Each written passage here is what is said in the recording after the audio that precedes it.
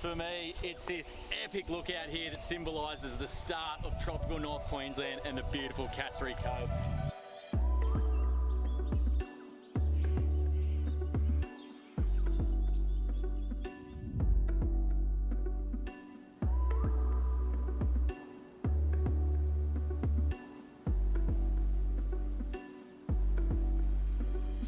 Far out! How incredible are these views over Hinchinbrook Island?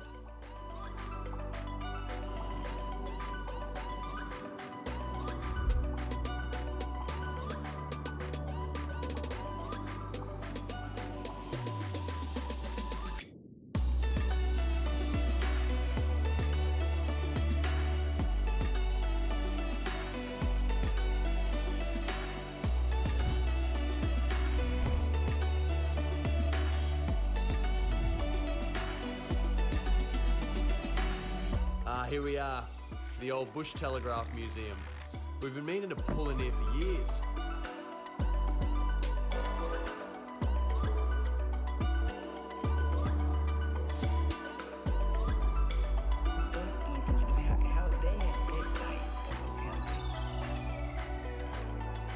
I think it's well time for a mud crab burger and a beer. Cheers, mate. Here's to it.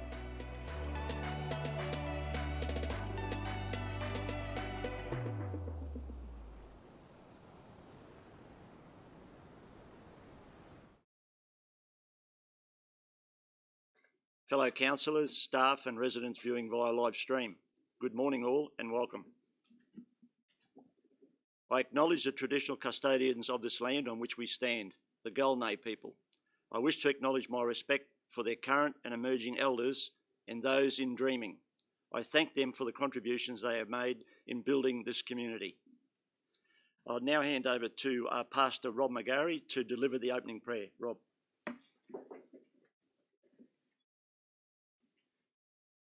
And thank you for the opportunity to come again and to open the meeting in prayer. Appreciate that. I'd just like to read Proverbs 11:25. Whoever brings blessing will be enriched, and one who waters will himself be watered. So good things come to us as we focus on assisting and helping others. Today I'd like to share an opportunity, possibilities, taking positive steps, making a difference, turning things around, forging new directions, bring into being things that weren't previously there.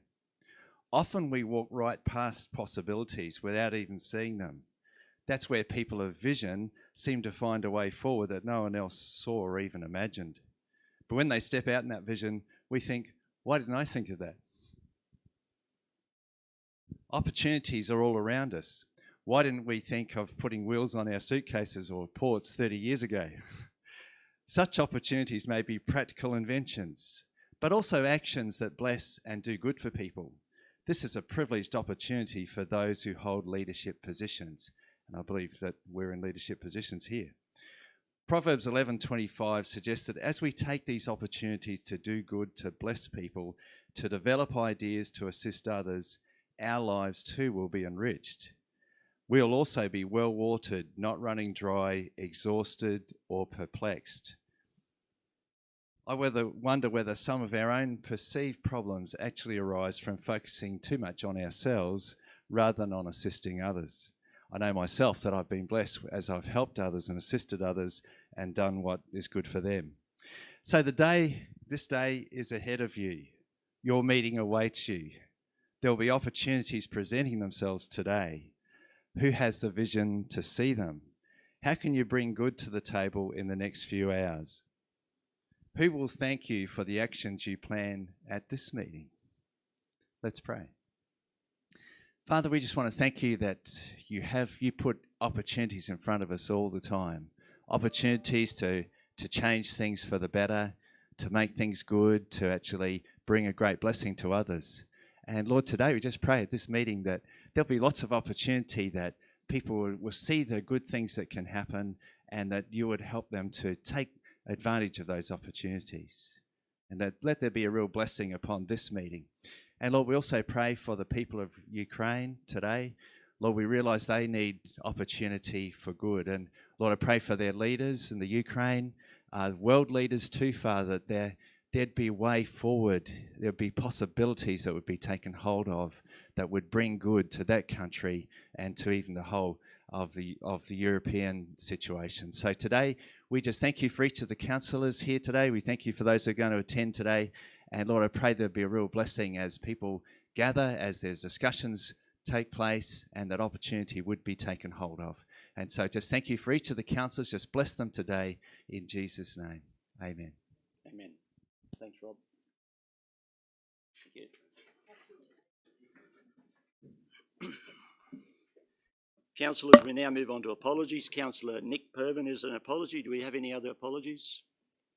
Okay, I'll take that as a no. Declaration of conflict of interest. Declaration of prescribed conflict of interest or declarable conflict of interest. Please use this opportunity to make public any prescribed conflict of interest or declarable conflict of interest in respect of the items in the agenda. Councillors should use this opportunity to disclose and or comment on other councillors and or staff interests in accordance with the Act and the regulations. Councillors, do we have any conflicts? Councillor Baines. Mr Mayor, I have a conflict in item 6.3, a lease report on the Far North Freefall Club Incorporated. A close personal associate of mine is a member of the said club. So you'll be leaving the room? So I'll be leaving the room for that. Okay, thanks, Councillor Baines. Councillor Millwood. Yes, through the chair, I just would like to make comment. I'd like to ask Councillor Barnes if he has any conflict in the confidential item 9.1 in the recommendation of the tender awards. Councillor Barnes. Good, thank you very much for the question, Councillor Millwood. Can you tell me where you're leading with that question? If you can remember correctly, that you had a concern earlier in the week and that question was answered. Could you tell me where this line of questioning is leading? No, I'm not going into the details. I'd just like to know, like it on the record, that's all. And your response, Councillor Barnes, is that you've got no conflict? I've got zero conflict. Okay, that's recorded. Any further conflicts to declare? I have a prescribed conflict in item 6.5.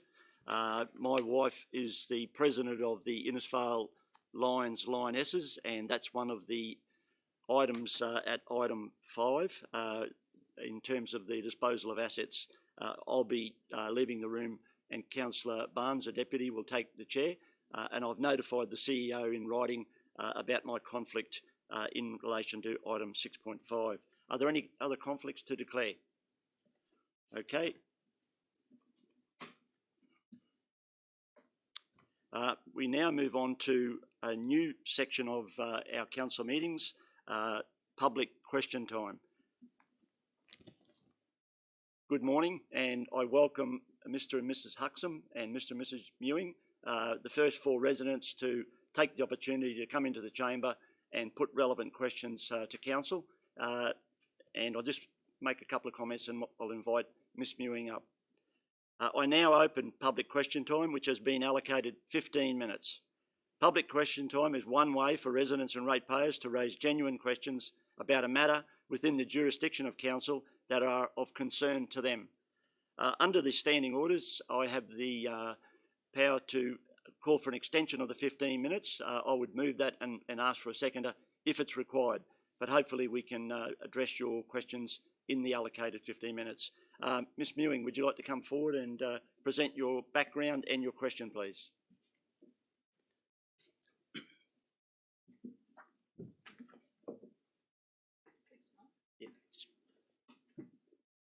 Thank you.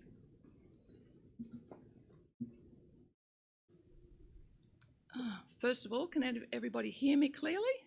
Yep.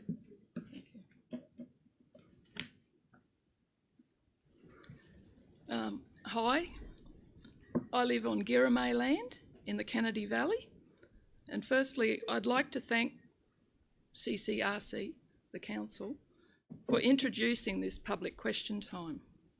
If communities within this region are to progress, it's important that all voices are heard and respected.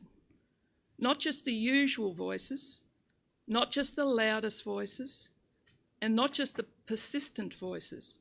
So I hope those individuals rarely heard come along and speak at this public question time.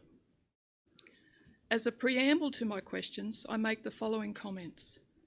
I noted in the agenda, that the council has lowered the electricity bill to ratepayers from a high of $2.4 million per year, that was at its highest, to about $1.5 million per year. Thank you for both the efficiency gain and also the resulting CO2 emission reduction. Also in the agenda, this agenda, is a move to protect our foreshore and beach assets by limiting vehicle damage to these threatened environmental assets.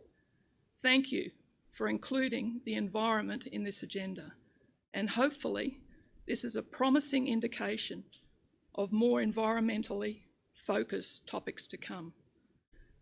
Now to my questions and their comments. My two questions concern the EML, the Environmental Management Levy, which 18,000 ratepayers contribute towards, and which most would think went totally towards habitat restoration and habitat protection. In other words, totally towards the environment. The council, CCRC, has an environmental management levy that raises approximately $3.6 million for unaudited discretionary expenditure. From the council's website, a portion of the environmental management levy is spent on landfill management, which before the introduction of the environmental management levy would have been appropriately funded by user pays landfill and landfill transitioning management fees. So as everyone's aware here, the council has 3 landfill sites, one of which is 160 kilometres away in another shire at the top of a range, and CCRC has no curbside recyclables collection. So my first question is, does CCRC, the Cassowary Coast Regional Council, consider this use of the environmental management levy on landfill sites an appropriate use of an environmental management levy, which most would expect to be used on environmental progress, such as renewable energy infrastructure and zero emission equipment? The next point I'd like to make, it goes to my second question. The Environmental Management Levy also subsidises the Planning and Development Department. The Planning and Development Department offers developers a 100% discount, which causes a hole in funding. As you're aware, this 100% developers discount has just been extended without a cost-benefit analysis to show if this expensive subsidy has delivered a benefit other than to developers. So the second question is, should that hole in funding caused by the Planning and Development Department's 100% developers discount be filled by the Environmental Management Levy, which could be used for environmental progress such as tree planting? Okay, I can repeat those two questions if you want. Yeah, that'd be great if you could. Thanks, Carol. So my first question again, does Cassowary Coast Regional Council consider the use of the Environmental Management Levy on landfill sites an appropriate use of an environmental management levy, which most would expect to be used on environmental progress such as renewable energy infrastructure and zero emission equipment? My second question. Can I just get an answer for the first one first? Yep. Mr. CEO, do we have an officer allocated to? Through the chair, I can address that one. Okay. Thanks very much for the question. Council's of the opinion that the costs associated with the delivery of the environmental management services should be part funded by all ratepayers in the local government and through the environmental management levy, which will be levied on all rateable land in the region. The environmental management services to which the levy is utilised are for planning and environmental services, including development and implementation of strategic planning projects, natural resource management, including pest management, walking tracks and council foreshore management, wet waste transport and disposal, and landfill environmental management and waste program support, environmental protection operations, including environmental licences. So for the 21-22 financial year, the environmental management levy is fixed by council at $214 per rateable assessment. The 21-22 environmental management levy allocates $1.77 million for legacy landfill management, contribution to transport of waste, so that is removing petrespal waste from our region, and waste operations at council's transfer station, so that's for waste diversion from landfill. Council have adopted this allocation as they consider the outcomes aligned with the intent of the levy and delivered positive environmental outcomes. However, Council review its levy as part of the budget process, and consideration is currently being given to the allocation of the environmental management levy for the 22-23 financial year. Yeah. Well, I just go back to the simple statement that $3.6 million is raised, and most, ordinary citizens would expect that to go to the environment. Waste management is a waste management cost, and I would expect that to be funded through waste management levies. Okay, thanks, Carolyn. Your concerns are noted. Yep. Could you now move on to the second question, please? Okay, the second question. Should that hole in funding caused by the planning department's 100% developers discount be filled by the environmental management levy, which could be used for environmental progress such as tree planting, etc.? Mr. CEO. Through the chair, thanks again for the question. The environmental management levy funds planning environmental services, including development and implementation of strategic planning projects. It does not fund water or sewage infrastructure. So in the 21-22 budget, $503,000 is allocated to strategic planning, linking it to the new planning scheme, coastal adaptation, planning scheme review and professional services. So the infrastructure charges can only be levied for trunk infrastructure for 4 different categories, being transport, community purposes, sewer and water.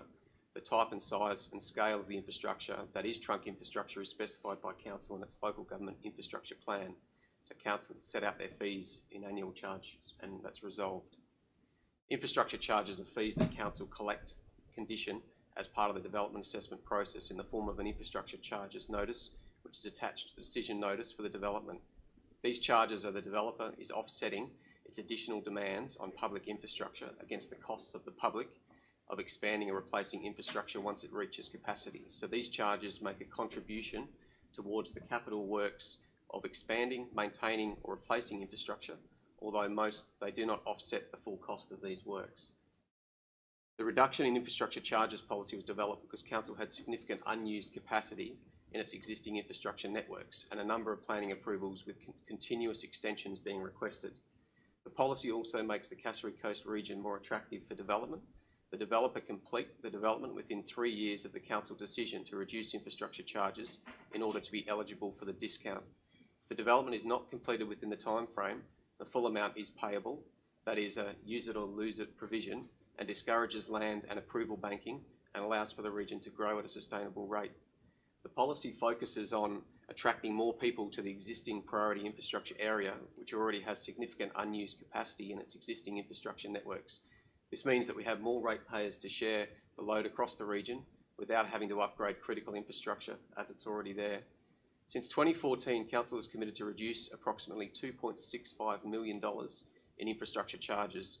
The projects which have been completed have contributed $16.78 million in direct construction costs to the local economy, with another $26.5 million either under or waiting to commence construction.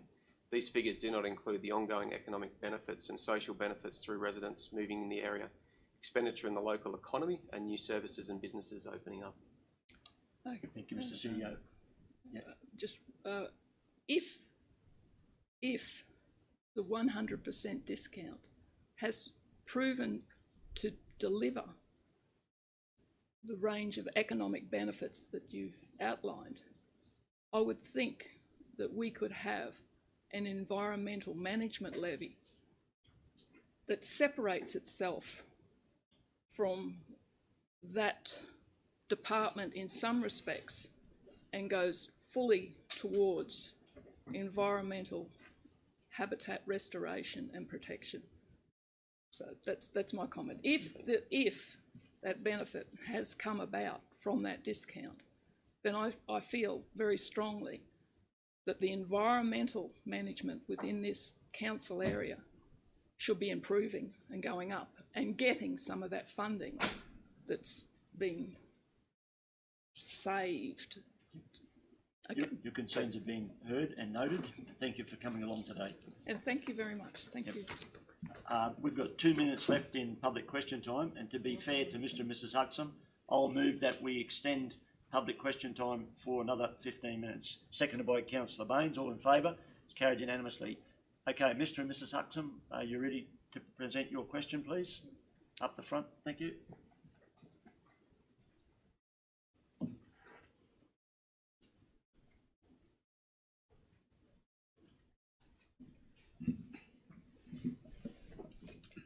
My name is Noel Huxham. I'm a resident of Innisfail for the last 40 odd years, and my concern about our shire and the future for our children, and I just want to know, on the website, the council is led by a mayor and 6 councillors. This is what's stated on the Cassowary Coast Regional Council website. Why must all correspondence be directed to the CEO, an unelected representative?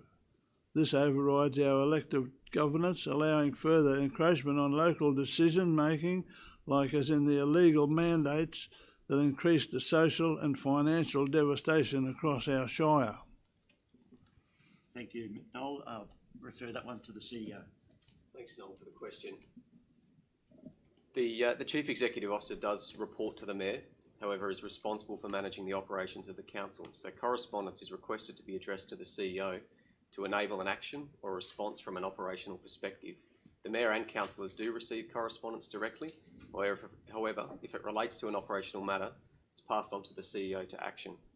Whilst there are defined legislative roles and responsibilities of the political arm, the Mayor and the Councillors, and the administrative arm, the CEO and the officers, both are working together towards the same council vision as set out in the corporate plan. Mayor and councillors must represent the interests of current and future residents of the local government area in accordance with the Act. All councillors are responsible for ensuring council discharges its responsibilities under the Local Government Act and achieves the corporate plan and complies with all laws that apply to the local government. So councillors are also responsible for providing quality leadership to council and the community, participating in council meetings, policy development and decision making for the benefit of the local government area. Councillors are also accountable to the community for council's performance. Well, that's all right. Well, if everybody else has got to be elected, how come the CEO doesn't have to be elected? Well, it's a different process, Noel. Pardon? It's a different process. Well, obviously. Yeah. Yep. But why? I mean, Through the chair, it's legislated. Pardon? It's legislated, that process. Legislated by who? The Act, the Local Government The Act. Local Government Act. Well, there's a lot of things in the Local Government Act that aren't enacted. But what I just don't see that if we go to the trouble of electing everybody else, but nothing personal, just how come that the position is, you know, you're saying it's an act, but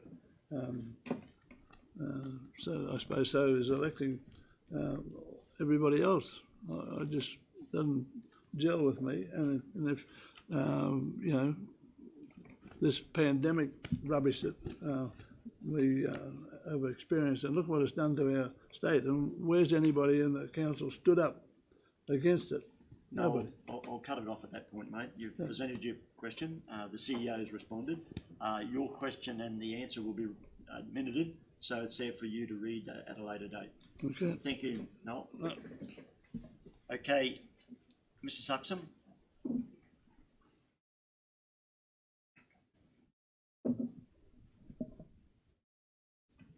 Welcome. Thank you. Thank you. Thank you for this opportunity to come.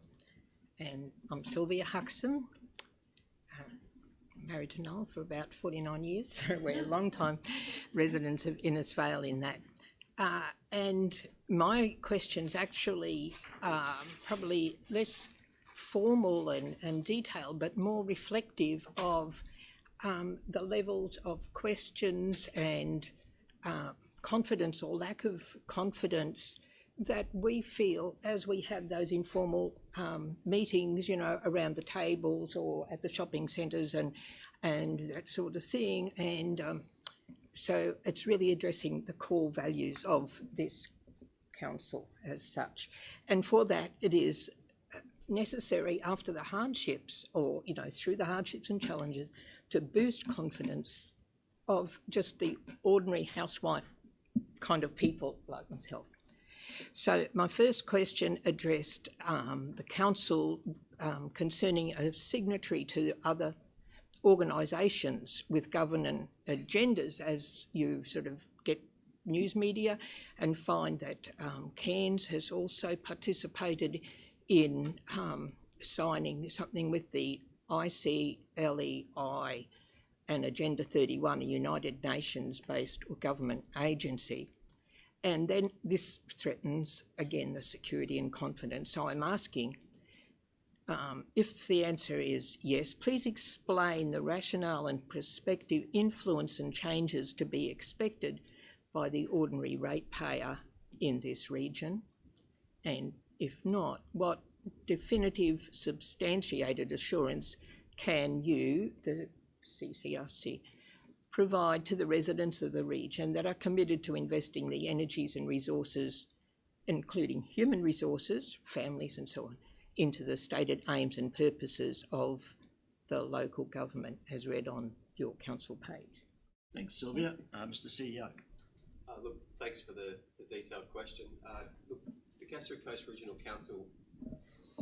Regional Council has not made an application to sign agreements with the International Council for Local Environmental Initiatives or Agenda 21, the Rio Declaration on Environmental and Development, and the Statement on Principles in the Sustainable Management of Forests.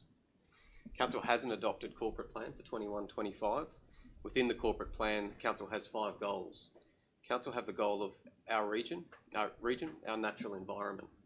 So the goal defines what Council want to see by 2025, which is an environmentally balanced and aware community that preserves and maintains our natural environment and incorporates contemporary and proven sustainability principles as part of all activities for current and future generations.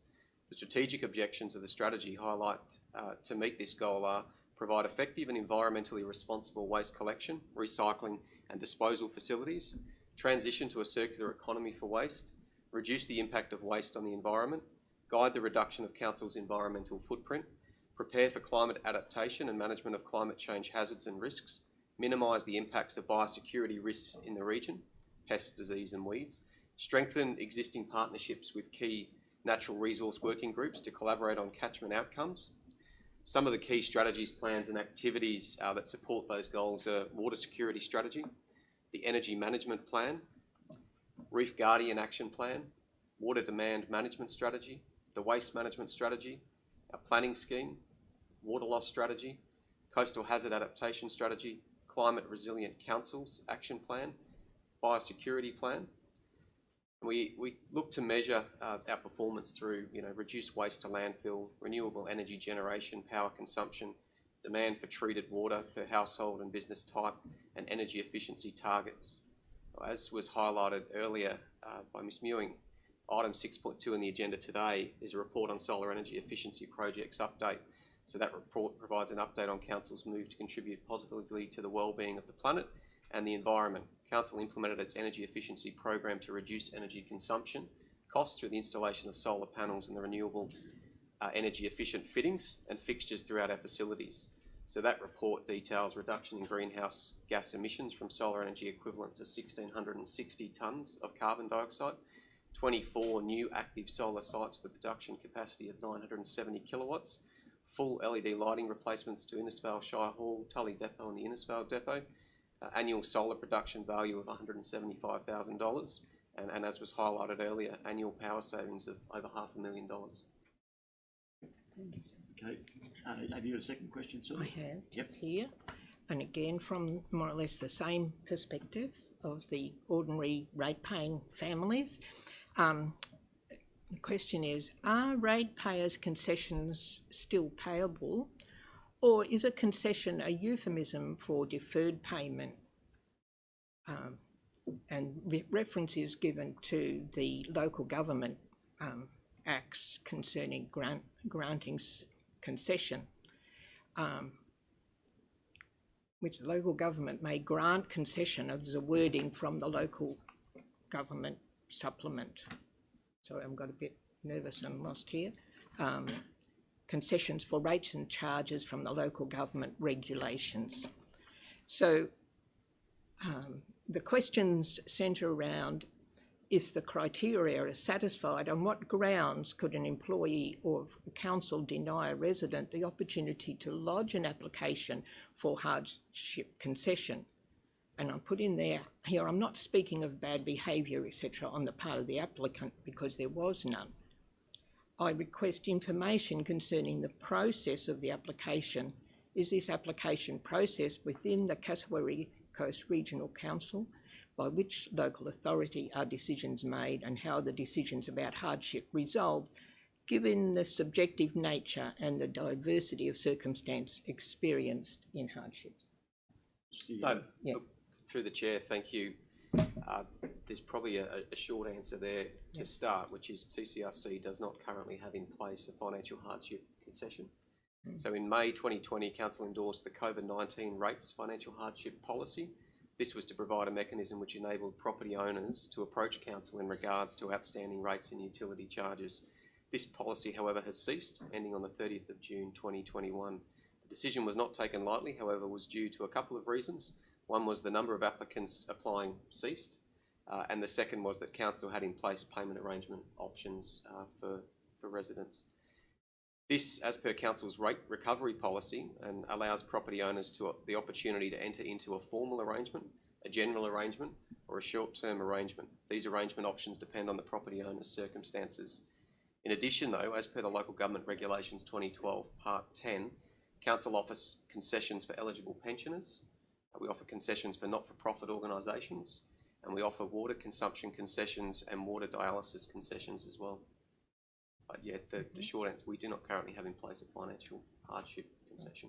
Thank you very much. Your question and the responses will be recorded in the minutes for future reference. Thank you, sir. Okay, thank you. Can I just thank Mr. and Mrs. Ewing and Mr. and Mrs. Huxham for being the first residents to take an opportunity to come into the chamber and present your questions. We have had a restricted chamber because of COVID over the last 2 years, so it's great to open the doors and have the public come in and have the opportunity to ask questions. So again, on behalf of Council, thank you very much. Thank you. We now move on to item 1.1, page 3, the minutes of the local government meeting of the 31st of March 2022. Does somebody move that they're a true and accurate record, please? Moved by Councillor Chewy, second by Councillor Barnes. All in favour? It's carried unanimously. Thank you. Move on to item 2. Any business arising from the minutes? Councillor Millwood. Yes, through the chair.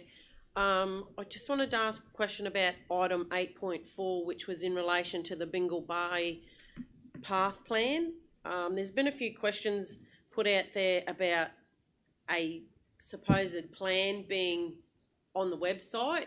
I just wanted someone to clarify whether there actually is a plan that's available online. Thank you. I can speak to that. Councillor Chewy. Thank you, Councillor Millwood. I was going to bring this up in general, but thank you for bringing it up.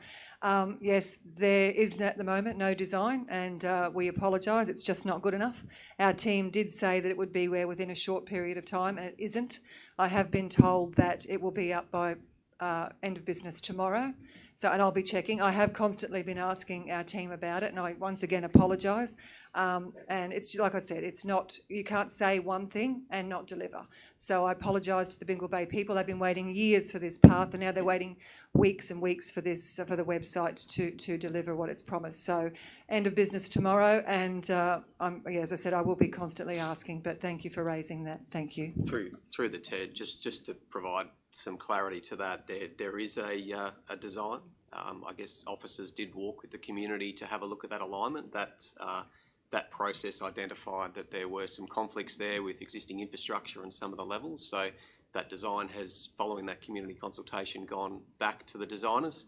That is outsourced, so it's an external company that we're waiting on that from. But we will get that up. That project isn't funded in the current financial year, so there is still plenty of time to receive feedback on that design once up on the website from the community, and a consideration from council to fund that project in the next financial year. Thanks for that clarification, CEO.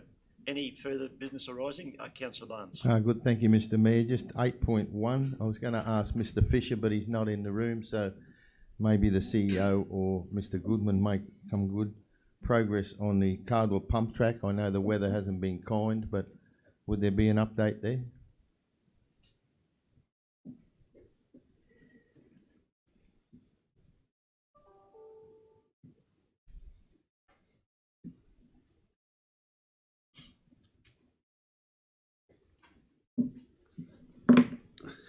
Through the chair, long walk to the front, Barry, for a very short answer. I don't have that detail in front of me now, but perhaps if you ask the question in the capital report that Mr. Fisher's presenting later on in the meeting, he will certainly be able to address that at that time. Good, thank you, Mr. Goodman. And while I've got yourself and the CEO there, 8.11, the sewage and the dredging. Through the chair, the update, those projects are progressing. Council is waiting on approval from the Commonwealth to make an announcement about funding agreements, but both projects are progressing. As far as the sewage treatment plant, detailed design has been accelerated, and we hope to be able to provide a public update on that once we have approval from the Commonwealth. Any further business arising? If not, we'll move on to item 3, community and culture. 3.1, page 30, the Regional Arts Development Fund, and Mr. Sadler will present this report.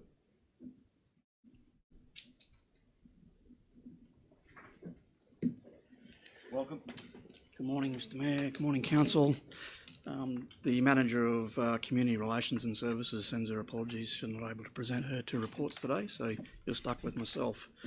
The first report, 3.1, is the Regional Arts Development Fund. It's in partnership with Arts Queensland. It's a program that engages with art professionals and emerging artists within our region. The report summarises 2 projects today that have been identified as part of the assessment by the independent committee in relation to distributing some of the funds. So there was 2 projects that are recommended. One is Mission Beach Arts Community Centre, which is in relation to seed funding to deliver some concept designs for their future infrastructure project.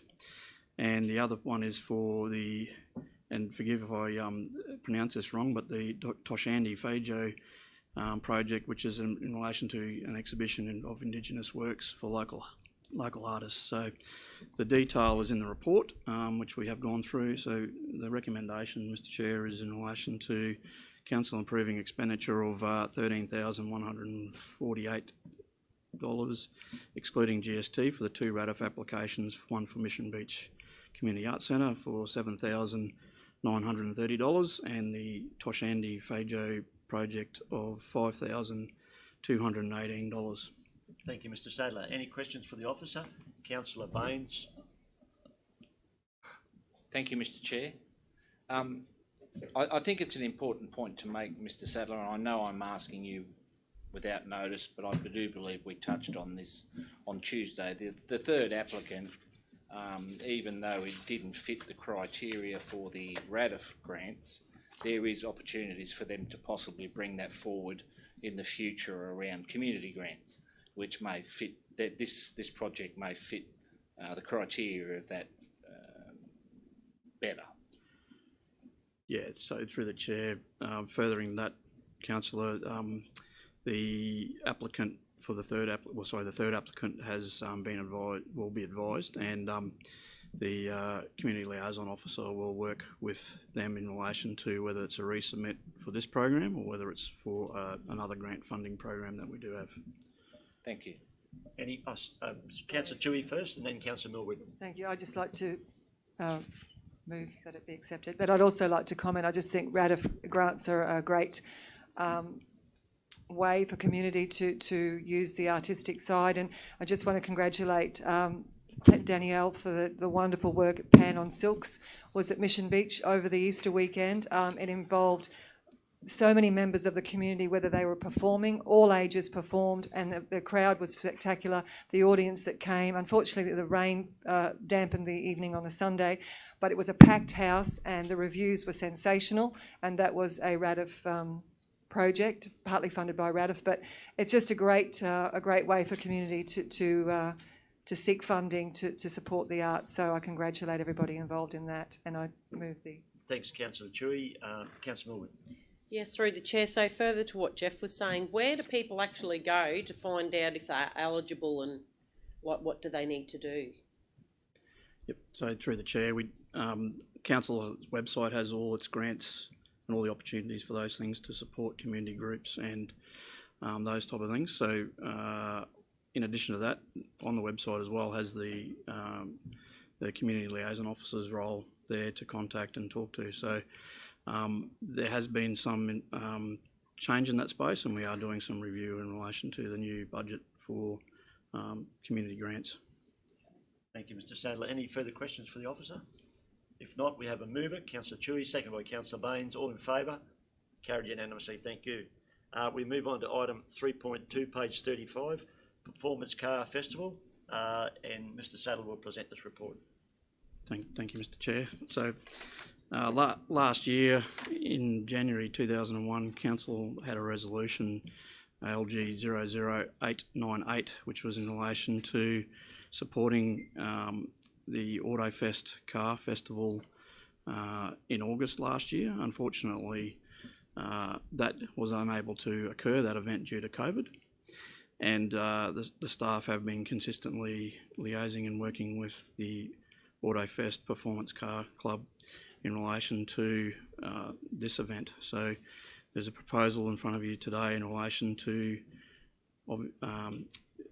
taking on an event for this calendar year, new financial year, in relation to working with Spring Car Nationals for that type of event. The details in the report. There is a economic review that has been done and highlights there in relation to a total spend of over $1 million and a total value add of almost $500,000. The event does and is located in the Mundu Aerodrome, and review has been undertaken by the infrastructure team and also the community team around what the asset needs are and also how the event will run and how that's been reviewed. So in the report details some of those things, as well as modification and change to the run-up area, which does need some additional engineering and has expanded in size. From a funding perspective to undertake those works, there are works there for capital works that were identified for that space and that asset. The proposal is for that additional funds to come out of that piece, as that work is not needed to be done as yet. Condition rating has been undertaken and it's can be postponed, and the rest of that funding goes into reserve for future works. Civil Aviation Authority has been consulted with in relation to the event and would need to close down the Mundu Aerodrome for that period due to safety reasons, but have worked with them and also the flying doctors and others in relation to if there was an emergent issue where a plane in the region needed to land, then that would be able to be worked through with the event organisers. In relation to consultation, so pre-COVID there was some works and consultation with the user groups at the aerodrome. There hasn't been much since COVID because obviously from a staffing perspective we haven't been able to do that. There has been a ring around and brief contact, but there's obviously more work to be done with the user group there. The event does and will connect with community groups in relation to things like food and beverage and things like that. Ultimately, the recommendations in front of you, and I'll read those. There's 4 recommendations. The first one is to support the use of Mundu Aerodrome for the Innisfail Autofest event for the 26th to 28th of August. Sponsor the 2022 event through a financial contribution of $10,000 and an in-kind of $7,000. Approve the allocation of $85,996 towards the upgrade of the Mundu Aerodrome run-up area, 50 by 40 metres with an asphalt finish, and authorise the Chief Executive Officer to enter into agreement with Spring Car Nationals Proprietary Limited for the event for 2022. Thank you, Mr. Sadler. Could you just clarify, some of this work was going to be done anyway in terms of our ongoing maintenance at the airport. We're going to do a slightly better job of it so that this car event can do their drags, the burnouts, etc., etc. Yeah, that's correct, Mr. Chair, that there was already works allocated as highlighted in the previous report and council resolution for asphalt works to be undertaken at the run-up area. The size has changed and some of the engineering has changed with that. Thanks for that clarification. Councillor Millwood. Yeah, through the chair, I think this is a great event to have in our area because I'm a bit of a petrol head, so I'll be there sniffing the fumes. But I also have a couple of questions in relation to what Mayor Nolan has just asked about the runway reseal, which has been put back now, and it says at this time the inspection in the report says it's not required at this point, but I just want to clarify that it'll be done at a later state when it's due that it needs to be done. Is that right? Yes, so through the chair, Councillor Millwood, that is correct. So the assessment and current condition of that is not required for that seal right now, yep. And so asset management principles apply, and so if it's not needed yet, then we will postpone that to when it is needed, yep. And those remaining funds will be put in reserve for the future. And also with the asphalt upgrade, which is going to be done, will that be beneficial to all the aerodrome users, not just the burnout pad? So through the chair, similar to the chair's question, it was originally planned to do an asphalt strip there for the run-up area, and there is some modifications in the size in relation to that and some of the engineering, so we need to do some work on the base further to make sure that's a good asset for the future. Councillor McLeod, this is your portfolio. I'm sure you've got something to say. I do actually. I want to commend the team for securing Innisfail Auto Fest to actually happen this year with Spring Car Nationals. This is a great economic boost to the Innisfail and greater region, not only for the businesses but also for the accommodation people and our community groups who have felt it really hard over the last 2 years. So I want to commend the team, and I'm not really a car person, but I will be there definitely to see what it's all about. And it does bring a different demographic to our region, which is good, so they can see all the rest of our region while they're here for those 3 days. Thank you, Councillor McLeod. Any further comments or questions? Councillor Baines? Well, just one, with your indulgence. Thank you, Mr. Chair. We've spoken about petrol heads a lot going through this space. I will say a lot of the high performance vehicles nowadays are turning to full electric, and they're starting to pull into the system. So even an event like this into the future, I believe, can be done in a more sustainable way. And some of these full electric vehicles outperform the rev heads and the top fuel guys. So it's going to be a very interesting space to watch in the future. Yeah, thank you for that comment. A lot of women will tell you that every man needs a shed, and I endorse that statement. Apparently these days they've got to have a hotted up car to fit in the shed, and in line with what Councillor Millwood said, there's huge expectation in our community around this event. A lot of petrol heads out there, and look, we've had the drags at Mundu Airport before. It's a success story. This is going to be to a higher level. The asphalt's going to be high quality. The vehicles, electric example, that's the future, and people want to get out after COVID, and we need to make sure they've got opportunities to get out, and this will be a great event, I've got no doubt. Okay, any further comments? Somebody move by... I'd like to move it, thanks. Moved by Councillor McLeod, seconded by Councillor Millwood. All in favour? Carried unanimously. Thank you. Thank you, Mr. Sadler. We move on to item 4, Economic Activation and Tourism, 4.1, page 40, the Visit Information Services Strategy, and Mr. Blanchett will present this report.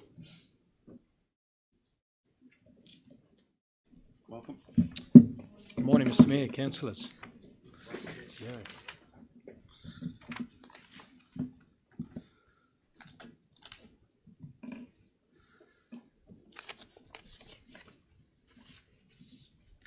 Okay, good morning. It's my great pleasure to present to Council the Visitor Information Services Strategy, a glossy document as attached to your minutes in the agenda today.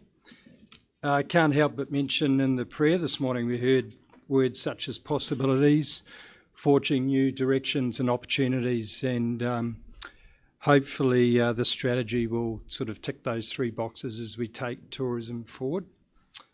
This strategy is for the purpose of leading our direction in visitor servicing, and it's an area in tourism industry that has advanced quite a lot across the nation and the world, and it's time for us to evolve and modernise a strategy which hasn't been done for some time for this local government area. And it's important to elevate our research and data as presented in the strategy to a strategic level, because I think by default when we talk about visitor information servicing we all think about centres, and as we'll see through the strategic document, it's advanced a lot. The sourcing of information by tourists and the distribution of information, the centres play one important role, but they're only one component in the greater picture of modern visitor servicing. And that is noted in some of the statistics when you'll see that the role of Exaplane is for some 6% of visitors. So there's 94% enjoying our region that we have the opportunity to connect information from the centres to in other ways. So we've developed this strategy. And like any strategy, it falls back to the key visions and objectives of the strategy. There's four main objectives highlighted in the strategy around areas of customer experience, the destination role, the economic benefits and the social benefits, which are all elements of tourism, but important to identify when decisions are made and actions presented from the strategy. In presenting the strategy, it has been outsourced to leaders of tourism, leaders in industry including Tropical Coast Tourism, Tourism Tropical North Queensland, Tourism and Events Queensland, Visit Queensland, and an executive review was done by the Tourism Group. The Tourism Group are leaders in visitor information, centres and servicing, and they provided a final executive review and summary of the report and recommendations. The strategy work is also addressing with attention elements of the corporate plan and the previously done Cassowary Coast Region Tourism Strategy of 2019. Also noting the strategy work is addressing a resolution, LG 1164 of Council. This resolution was following an earlier resolution, LG 1011, 27th of May. So the latter resolution 1164 had resolutions that Council acknowledged the benefits of visitor servicing provides for the visitor economy. Number two, that Council note the development of a visitor information servicing strategy is underway and will be presented for Council at consideration early 2022, that being today. Number three, that Council defer this decision until a visitor information servicing strategy is adopted, and the reason for the alternate motion is that Council is currently developing a visitor information servicing strategy which will provide to Council in early 2022. As such, the decision should be deferred and informed by the strategy. So the report's presenting by providing the strategy, we're addressing those three motions. So this is presenting a holistic view of visitor servicing beyond just the centres, and the strategy takes us through the story of our tourism history and research and data of not only the Cassowary Coast, the region, and input from wider strategies, nationally and state. It leads us to 5 key strategic priorities, and these are summarised with headlines of destination information responsibility. So this is qualifying the source of destination or the provider of the content. Often overlooked in these strategies, but it's important. If the information isn't accurate and correct and updated, then the distribution is disrupted. Number 2, services and standard. This is about having a clear, strong brand for the Cassowary Coast, our service standards and dispersal of visitors. The 3rd strategic priority, destination information distribution. So this is where we've seen learnings, and we're seeing this in practice in other regions. Modern distribution of information, including information bridges and satellite brochure racks that are branded and through an omni-channel style. They ensure that the visitor contact with the Cassowary Coast is the same as when they're sitting on the couch surfing at home, through to the face-to-face on the ground in a local cafe or a visitor centre, or at an experience like the Golden Gumboot down the road. The 4th aspect is the information centres themselves, and looking at a review of the current model to be a network model, to make our services more agile, and also there's an area of product gap filling there. So a small example of that is we have no commercial operation offering Art Deco tours in Innisfail. So that's a product gap that the destination sees as valuable, to have Art Deco tours. So the team will provide that service to fill that gap. And there are other examples of that. The final one is destination data. So really to continue what the data the visitor centres catch, to continue their data work when we have challenging environmental situations like floods and cyclones, but also to extend that to collect visitor data specifically to the Cassowary Coast. Currently data we get is more regional, it's more tropical North Queensland regional, and there's now modern ways to access data specific to the Cassowary Coast and visitor interactions in our region. So those are the 5 strategic priorities they take us to. And in summary, I just also need to mention the glossy document attaches a draft, and it's a working brief. There are some corrections need to be made. One specific chart on page 27 is incorrect, and this is simply the transposition through to the graphical stage. So the technical work to take the data onto the document has led to some errors there. There'll be no changes to the brief and the strategy and the outcomes in the report. There'll simply be updates to the graphics and corrections of errors. Finally, the next steps forward, depending on Council's consideration of the strategy, our 4 priorities early in implementing the strategy will be focused around destination brand of the Cassowary Coast, reviewing the visitor network model, which is identified to have 2 stages. The first one is a 12-month process, which allows a review and engagement with the community. Number 3, to work out a program to take forward for these information bridges and satellite brochure racks. And number 4, to access this destination data that we're not currently accessing. Finally, if I can present the recommendations. Number 1 is to adopt the Cassowary Coast Visitor Information Services Strategy 2022 to 2026. And recommendation number 2 resolves to rescind the previous Council Resolution LG 1011. Thank you, Mr Blanchett. Any questions for the officer? Councillor Millwood. Through the chair, yes. Firstly, I'd like to commend the team on this marvellous document. I went through it from head to toe, and I must say the work that's gone into it is very detailed. Thank you. Thank you. I also would like to suggest that on page 3 it comments to outsourcing VIC operations, and I'd like consideration for the Reef and Rainforest Centre in Cardwell to have the opportunity, along with the Marillion Sugar Museum, as they already provide this service, not only with just an information service, they provide it with an experience attached which promotes our region and our heritage.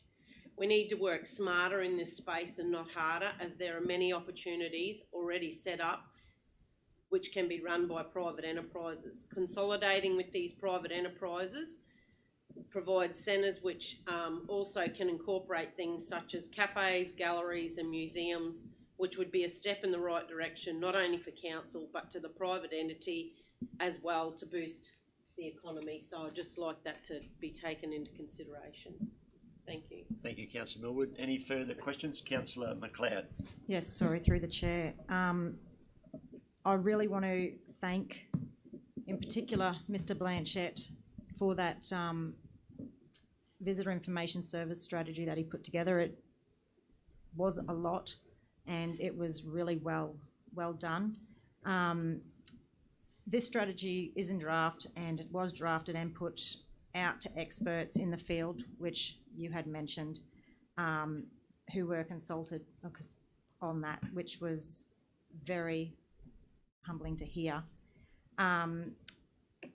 The tourism is evolving, and the strategy highlighted that only 94% of the region's visitors do not utilise visitor information centres, and most are pre-booked on our phones while we're sitting at home at night.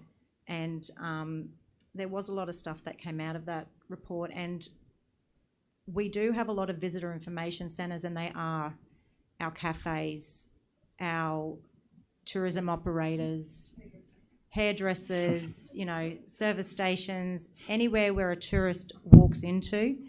And we do have the Australian Heritage Sugar Museum, which I'm a member of the board on. We had a meeting the other night, and there are operators out there that, we should be working smarter, not harder. And this report has definitely highlighted that. So I want to thank you again for that. And it was waited, but it was well worth waiting for. So thank you. Thank you, councillors. Thank you, Councillor McLeod. Councillor Chewy. Yes, just thank you, Mr Mayor, in support of Councillor McLeod. I think it's a great strategy as well. And I'm hoping that the community will be coming on board with this, because as Councillor McLeod said, if you live in a tourist town or anywhere in the Cassowary Coast, people will just ask you, where should I go? What should I do? What will I see? So I'm hoping that in this process that shopkeepers and regular folk become involved and can guide our visitors to give them the best experience they can have when they visit the Cassowary Coast. Thank you, Councillor Chewy. Councillor Millwood. Moved by Councillor Millwood. Look, I just want to make a couple of comments. I think the timing of the strategy fits perfectly. The COVID situation with the borders opening, we're going to get a lot of southern visitors. Dunk Island spit tender went public midday Tuesday. The Mission Beach Master Plan will be delivered in this term. We've made a commitment to that, and that's going to open up the Dunk Island Mission Beach experience, no doubt. A big hook in our area. Everybody wants to visit Cassowary Coast, but they always mention Mission Beach first. The Cardwell Pump Track is going to get a lot of visitors to the southern part of our region, and likewise dredging of 1 Mile Creek is going to open up the Hinchinbrook Channel, Hinchinbrook Island. Coast Guard has revisited, they've got their boat back, they've reformed their committee. There's a lot of exciting things happening, but you need a document to steer it, and I think the timing of this strategy couldn't have been done better. So, Mr Blanchett, thank you very much for that. Thank you, Mr Mayor. If we adopt it. Yes. We've got a mover. Who seconded it? Seconded by Councillor Barnes. All in favour? Carried unanimously. Thank you. Thank you. Thank you, Mr Blanchett. Okay, we move on to item 5, Governance, Environment and Finance. 5.1, page 88, Audit Committee Report, and Ms Slattery will present. Good morning, Mr Welcome. Mayor. Good morning, councillors. Today within your pack you have a copy of the unconfirmed minutes of the Audit Committee, which was held on the 10th of March, and it's for noting. Just a couple of items that I want to highlight for your information. We have the external auditors attend the Audit Committee meeting. They table the briefing paper and also the external audit plan for the upcoming audit for the 2022 year end. In terms of the briefing paper, it was just a content in terms of new reports and resources that are currently in progress. One that they noted was improving asset management in local governments. So they're currently conducting an audit across the 77 councils, and we will be receiving a questionnaire in the near future to help assist with that particular one. They also mentioned cybersecurity remains a high priority. This is in line with our corporate risk register, being cyber risk as number one. They also tabled the external audit plan, so that outlines the key areas of focus for the upcoming audit, which is properly plant and equipment, revenue recognition and financial sustainability reporting. They also outline what the timetable is, position papers that we need to prepare, and also their audit fee for the coming year, which is $151,000, which is roughly $3,000 less than last year. In terms of the internal audit, we had Pacifica also attend the meeting to provide an update on the current audit plan. So there's 2 items that we've got going at the moment. So the fraud, risk and ethical conduct review report was tabled. So that was a follow-up report. So we did the same audit back in 2019 and really looked at how we actually manage fraud risk within council. So they made a comment that we've made good progress since the audit was conducted 3 years ago. Of course, there's always areas for improvement, and they tabled that for us. And we are currently building an action plan which we'll table to the audit committee at the next meeting. Really just focused around strengthening our employee knowledge around conflict of interest, related parties, secondary employment, so we need to look at developing a procedure around that. But we'll have an action plan and we'll deliver that.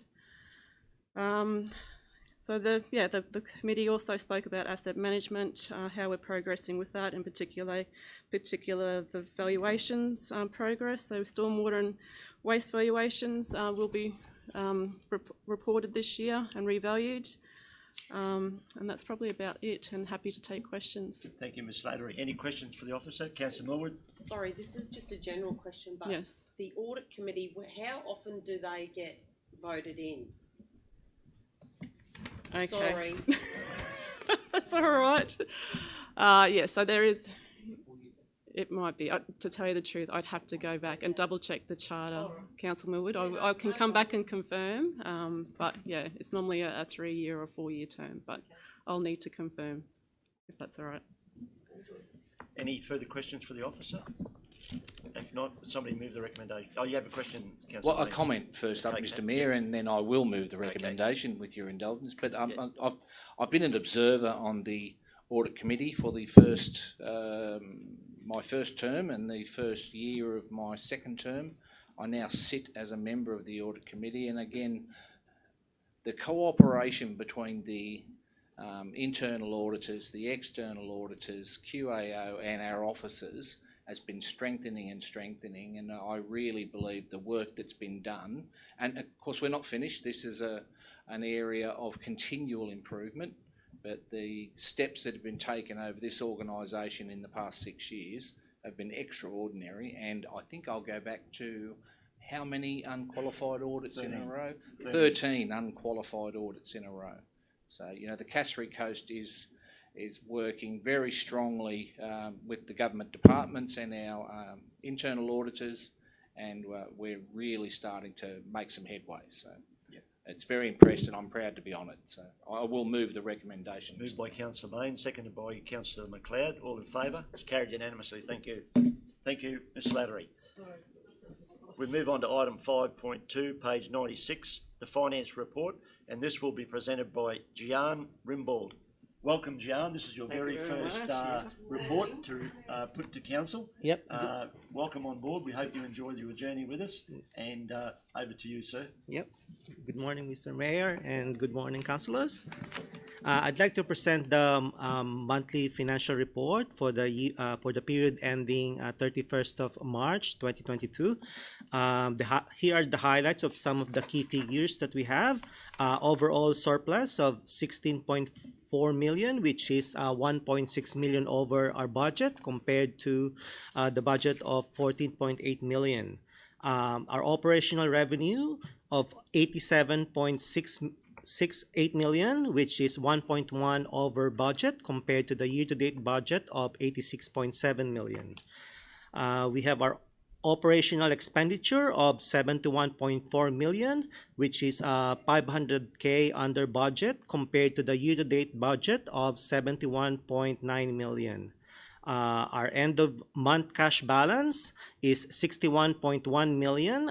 We've recently put a new term deposit with the Macquarie Bank for 11 months at 1.85% interest rate, which is really good. Our capital expenditure for the month was 2.9 million with a year-to-date capital expenditure totaling of 23.7 million, which represents 48% of our total capital works budget of 49.1 million. Our total expenditure, including commitments, totals to 33.3 million, which represents 68% of the total budget. Some of the key variances in our financial statements are fees and charges is over budget by 493K due to the increased searches, certificates, and approvals. Our interest is under budget by 113K, predominantly relating to interest of investment, which are 70K less than year-to-date budget. It is unlikely to recover by year-end that comparison with our previous months, but hopefully by the new investment in Macquarie Bank, we will nearly close that gap. Our operational grants is over budget by 738K due to receipts of DRFA Emergent Works funding from 2021 events not budgeted, which is 719K, and it's offset by the grants under budget due to the coastal hazard adaptation strategy, which is not yet completed and claimed, amounting to 213K. Our sales and recoverable works is under budget by 280K, which RMPC claims is still yet to be processed. Our internal revenue is under budget by 309K due to the delay of our delivery and new waste plant and reduced capital expenditures as percentage of the budget. Our contract labor is over budget by 324K due to backfill and vacant positions in health and safety, roads, parks, infrastructure management, community relations, water and sewerage, and waste program. Our materials and services under budget by 1 million due to reduced fleet expenditure relating to the timing of the waste plant delivery, insurance savings, and reduced chemical and material purchases across water, sewerage, and roads. And our finance cost is over budget by 8K due to the increased bank merchant fees during the rating period. And our capital grants is under budget by 1.5 million due to Port Hinchinbrook sewerage grant not yet received. And our capital contributions is over budget by 279K, which relates to culvert assets being brought into the asset register. So that's about it, Mr. Mayor, if you have any questions. Thank you, Mr. Rimbold. Any questions for the officer? No questions. Through the chair, yeah, just wanted to make the comment of the fees and charges being over budget by 493,000, and what a positive direction this is, given that this shows that there's investment happening in our region. Yeah, good on you. And Councillor Millwood, that relates back to the Developer Incentive Scheme and the figures that the CEO quoted earlier in the meeting. There's further evidence of how it's filtering through the planning department and the work that's required just to do a property search. That's right. Thank you. Any further questions for Mr. Rimbold? Somebody move the recommendation, please. Moved by Councillor Baines, seconded by Councillor Millwood. All in favour? Carried unanimously. Thank you. Thank you. We move on to item 5.3, page 111, provision of legal assistance for employees and council laws policy review. And Mr. Graffin will present this report. Thank you. Through the Chair, Council at its meeting held 25th of November 21 resolved the Chief Executive Officer undertake a review of the provision of legal assistance for employees and councillors policy. So this report presents an amended policy and is attached for Council's consideration. This policy provides criteria and circumstances for assessing the appropriateness of expending council funds on the legal representation of employees, councillors, and through this review, also council committee members. Some of the amendments, so just to provide an update, legal proceedings is defined as legal proceedings conducted before a commission, a tribunal, a court, whether civil, criminal or investigative, such as an inquiry or statutory, administrative or regulatory investigation. The roles and responsibilities in the amended policy are that the Chief Executive Officer is to receive and assess any application for legal cost assistance from a council representative other than from the CEO. If the applicant for the legal cost assistance is the CEO, the Mayor is to receive and assess the CEO's application. Any application made under this policy may be assessed in the first instance by an appropriate employee, so nominated by the CEO, or when the applicant is the CEO, the governance lead. One of the major changes in this policy, the amended policy, is we're putting to Council today is where Council's insurance policy or cover via its membership of LGM will not respond to a claim for indemnity cover of the Council representative's legal representation costs.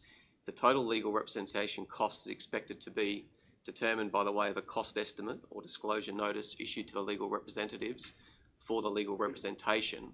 If that is less than $50,000, Council delegates to the CEO the authority to decide an application from a council representative, and to the Mayor the authority to decide an application from the CEO. If that is more than $50,000, the CEO or the Mayor is to make a recommendation to Council to decide the application, if applicable, to amend Council's operating budget. So that is a change that the previous policy, the CEO could approve that expenditure. This will mean that if that expenditure is going to be over $50,000, that will come for formal Council for resolution. Another change and amendment is that the legal costs must not relate to a matter that is purely of an individual or private nature, in the sense that to be eligible for legal representation cost assistance, the matter must arise from the performance by the council representative of their council roles, functions or duties, or be directly connected to the council representative holding their position at council. Some limitations of legal representation costs. So a decision of the CEO or Mayor granting approval of legal representation costs should clearly set a financial limit on the payment that will be made by Council in relation to that matter. Again, with some previous matters that Council has previously resolved, that will put some clear delineation there as to the limit of that legal representation costs. One final amendment to this policy seeks that a council representative is not eligible to apply under this policy for assistance with legal representation costs for legal representation concerning a legal proceeding initiated by council against the council representation. So council will not fund that process, and then also fund the defence of that initiated proceeding. The amended policy is attached. If there's any questions, I'm happy to take those. Any questions for the CEO on this report? Just a clarification, Mr. CEO, does the amendment today also now protect audit committee members? Yes, so through the Chair, it is now the provision of legal assistance for employees, councillors and committee members. So that would be our audit committee members or any committee members, external committee members. Thank you. Any further questions? Councillor Baines? I think just an important point to bring up, Mr. Mayor, also is in item 12, which is the repayment of legal representation costs, because of course where the councillor or the staff representative is convicted or found guilty, that these costs are agreed to be paid back to the council. So we do expect these applications to come to us in good faith, and I think that's just an important point, that we're not just throwing money, and if someone has really done something wrong and they're convicted, they'll be expected to pay those funds back. So, Thanks for that clarification and good pickup. Through the chair, if council do adopt the provision of legal assistance for employees, councillors and committee members policy, which is the recommendation today, that policy will take effect from that point as well, so that it's not retrospective. Yep. Any further questions for the CEO? Mr. Councillor Barnes. Yes, Mr. Mayor, very briefly, a little grey area there where you say committees. You must really, in time, have to map out what committees are in and what committees are out. Would that be correct? Look, through the chair, there's a definition in there, which as a committee member means a current or former non-elected member of a committee of the council, and that's the definition in our policy at the moment. Any further questions for the CEO? It's been moved by Councillor Baines, seconded by Councillor Chewy. All in favour? Carried unanimously. Thank you. Thank you, Mr. Graffin. We now move on to item 6, Asset Sustainability, 6.1, page 122, the Cowley Beach track closure, and Mr. Sides will present this report. Good morning, Mr. Mayor. Morning. Morning. Mr. Sides. This brief report on the local issue around the Cowley Beach community. So the purpose of this report is to provide a brief history relating to the construction of the Cowley Beach track, outline our current options, and look at the future about long-term solutions regarding vehicle management, mostly at Cowley Beach and within that community. So a bit of the background there. Back in 2010, there was a large number of complaints coming from the community about uncontrolled vehicle access to the beach, causing negative environmental impacts and interactions between pedestrians and beach users and vehicular traffic on the beach.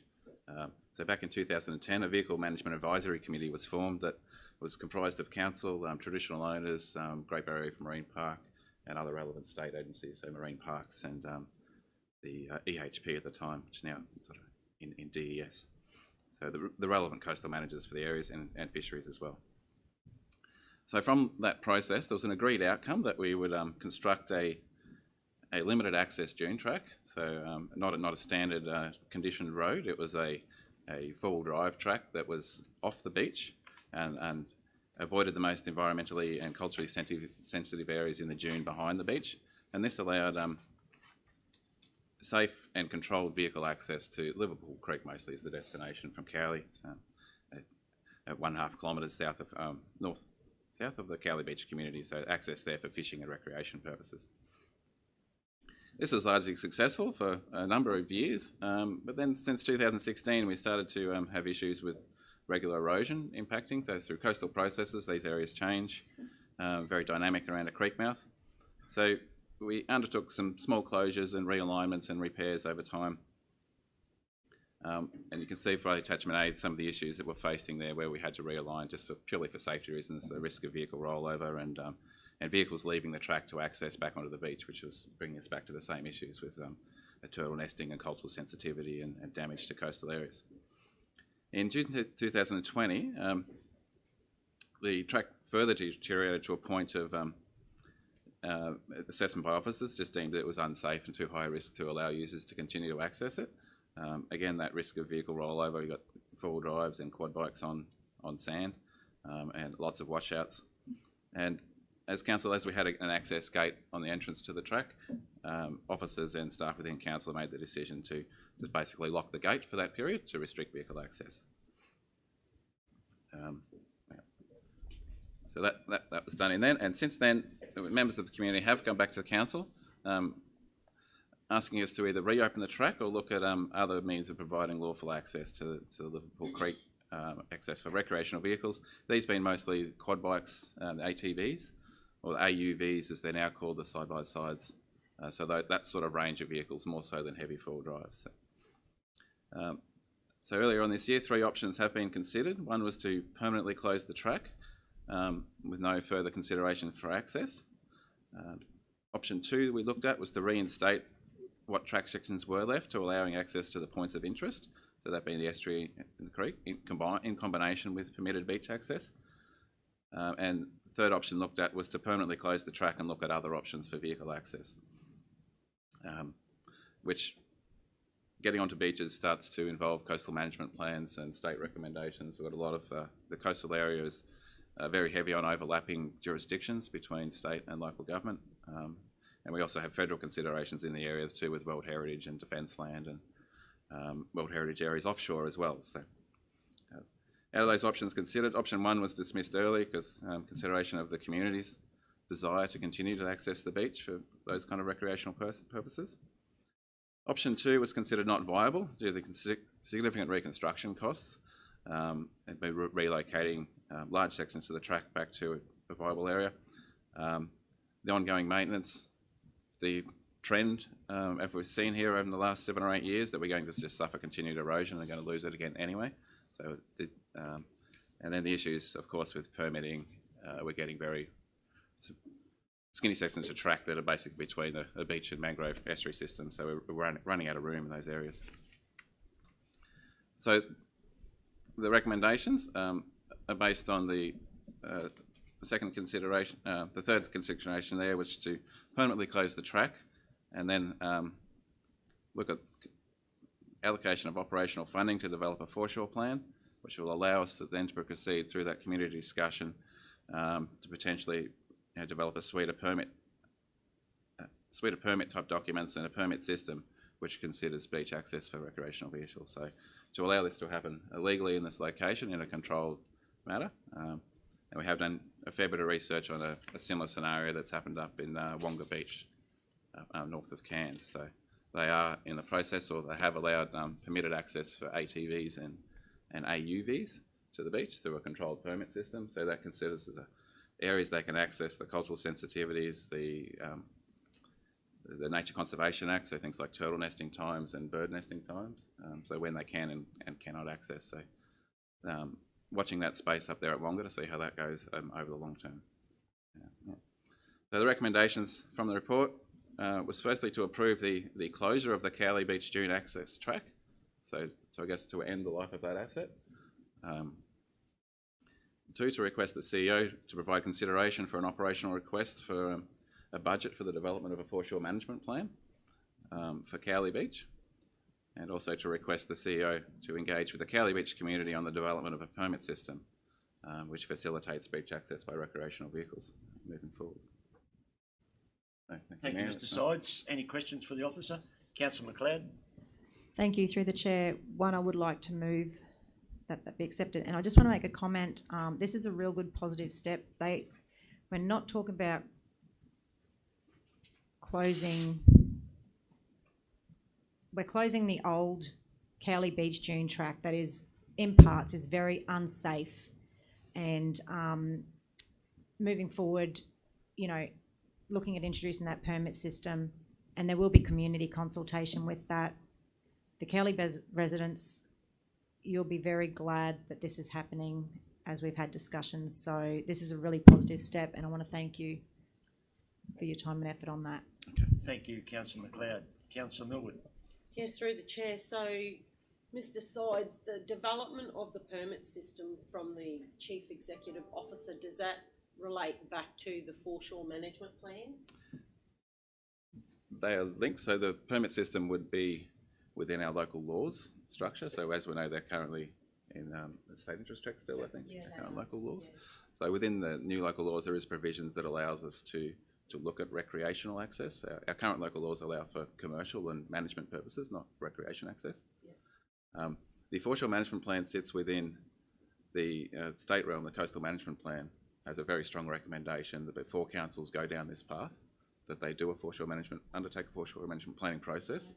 So that identifies the important areas, the cultural areas, the community's desires and wants, I guess the places to avoid.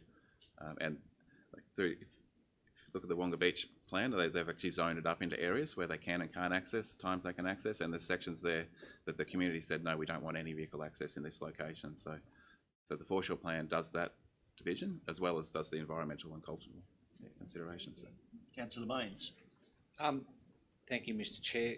This is not an issue that is, of course, restricted to Cassowary Coast Regional Council.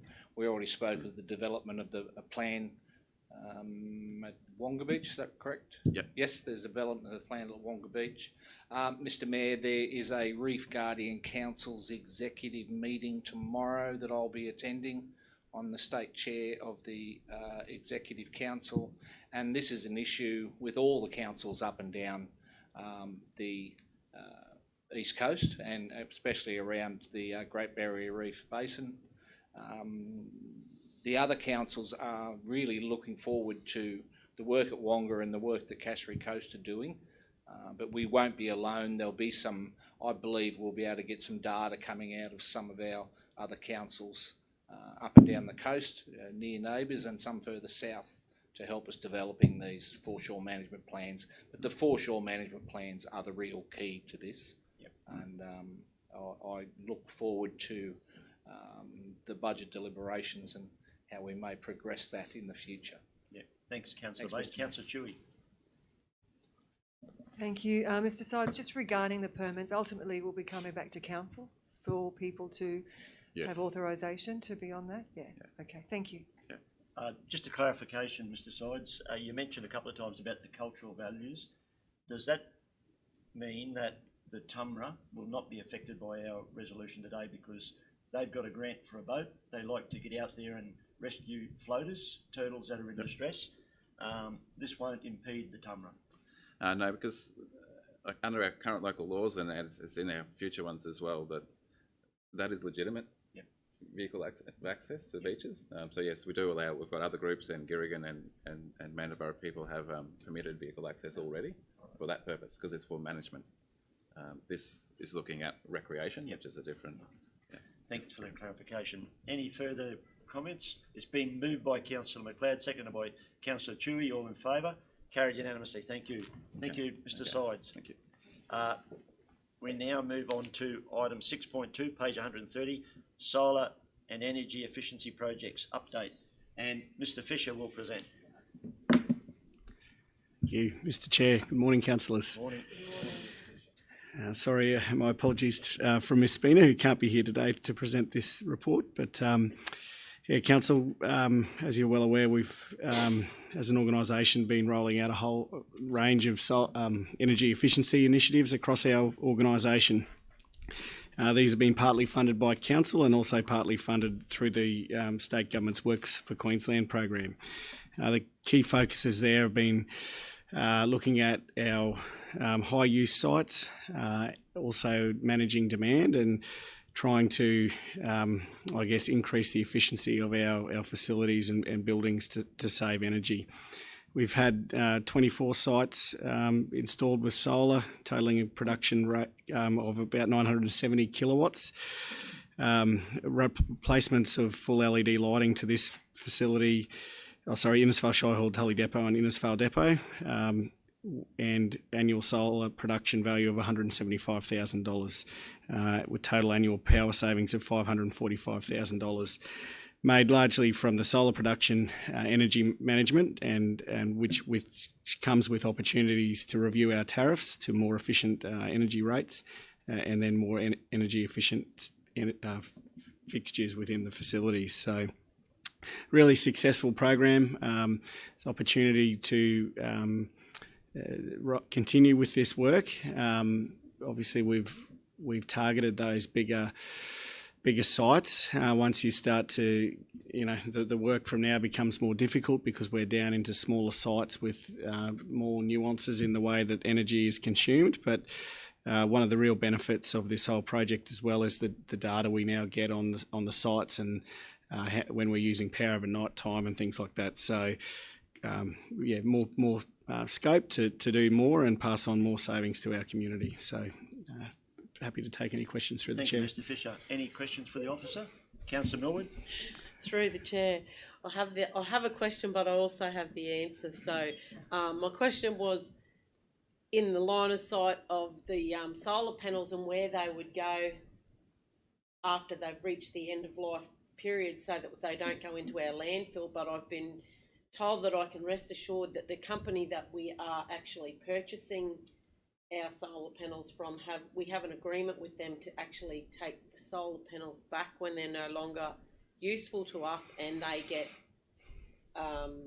pulled apart and recycled. So I have got the answer as well. So you're off the hook, Justin. Thank you.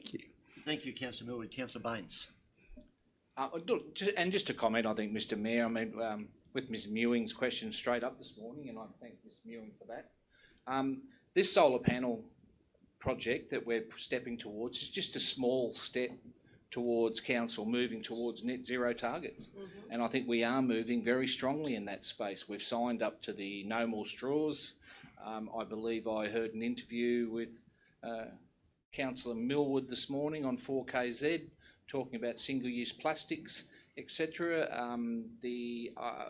I now believe we have container refund bins sitting in both our offices and our depots. So as a council, I think we really are starting to move sustainably towards, with the LED lights in here. I will say I run around, turn the lights off all the time, but that's just my personal thing, and I know it annoys your EA sometimes, Mr Mayor, when she's going into the kitchen. But I mean, you know, there's all these little things that we can do, and Cassowary Coast, as leaders in this area, can work well towards that space. The unfortunate thing about local government moving towards net zero, Cairns has a target of net zero by 2025. I've already discussed with our officers there is some low-hanging fruit that really helps us achieve those targets.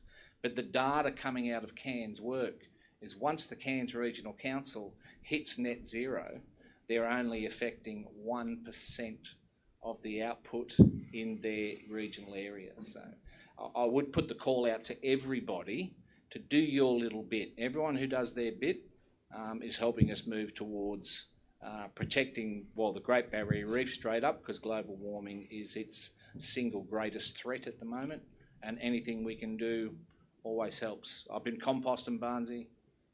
It's all working. All right, so that was just a comment. And have you got a mover yet? No.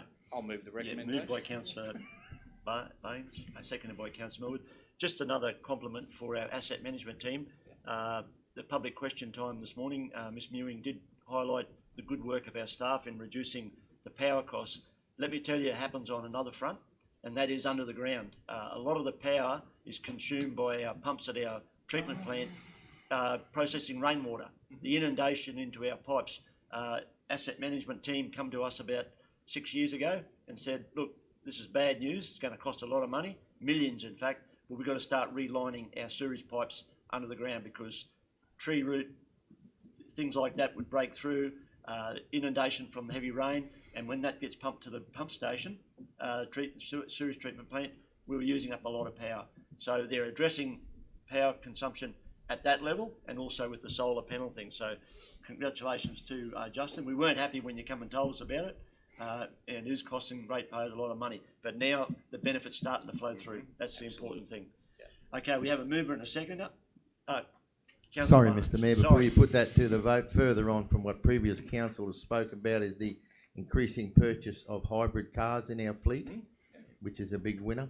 Yep. And also a current study being done by a council officer is trying to halve at least the amount of lighting we have on some of our buildings during the evening. Yeah. Thanks for that, Councillor Barnes. Okay, we have any further comments? We have a mover and a seconder. All in favour? Carried unanimously. Thank you. Great. Thank you, Mr Fisher. We now move on to item 6.3, page 134. Mr Mayor, before you kick off on this item, this is the one where I've expressed my conflict of interest. Conflict of interest. I'll leave the room, won't have any part of the discussion, and I will not vote. Thank you, Councillor Baines. Item 6.3, page 134, Far North Freefall Club lease, and Mr McBride will present this report.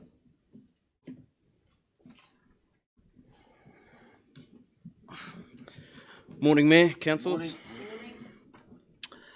This report considers the lease disposal of a parcel of land and existing improvements at the Aerodrome Road, Tully, to Far North Freefall Incorporated. The proposed lease terms include a land area of 3,187 square metres at Aerodrome Road, Tully, for a 10-year lease commencing from the 1st of December 2021 to 30th of the 11th 2031. The proposed rent is a peppercorn lease of $1 per year if demanded, and includes all outgoings, rates and charges. The permitted use of the site is clubhouse and training facility. The report considerations included the Far North Freefall Club are a self-funded, not-for-profit skydiving club. It has a very proactive executive committee who over the last 4 years have grown the club dramatically to its current membership of over 280 members, with a significant increase in revenue. The Far North Freefall Club regularly participates in fortnightly and monthly skydiving activities, and the club recently hosted Australian Skydiving Championships in March 2022. The club's extensive activities continue to attract local and international publicity to the extent that Tully is now recognised as a major skydiving destination, not only within Australia but internationally. Council officers are currently developing a community use of assets policy, and information from Far North Freefall has been assessed against the draft policy.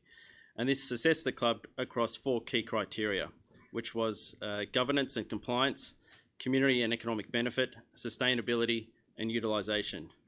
The Far North Freefall Club scored really highly across all those criteria. Subsequently, it's recommended that Council approve the lease as outlined in the report, authorise the Chief Executive Officer to execute the lease on behalf of Council as the leaseor, authorise the Chief Executive Officer to ensure the ongoing compliance with all terms and conditions of the lease. Happy to take questions. Thank you, Mr McBride. Any questions or comments? You got a comment, Councillor Millwood? Yeah, through the chair, I must say that the Far North Freefall Club has shown terrific initiative from the meetings that we went to. They're very proactive. They're actually a great asset for our community, and I know they've got some exciting plans to move forward with some expansions, and for that I commend them. Also noticed in there about the non-approval for camping, although they do have the opportunity to actually apply for a permit for those particular events that they need to have it for. Is that right? Yeah, that's correct. So they can apply through the event process when they're having their major events, and they've got they can get a permit for approval for those events, and that's conditional with some terms and conditions. Very good. I'll move that motion. Moved by Councillor Millwood, seconded by Councillor Chewy.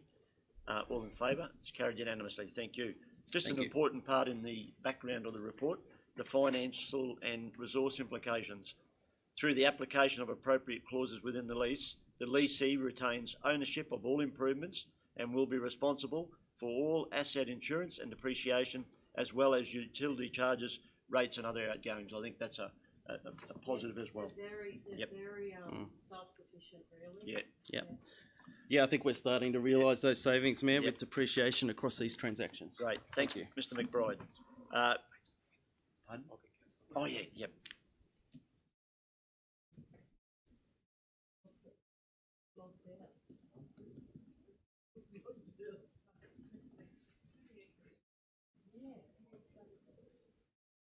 I'm not cold.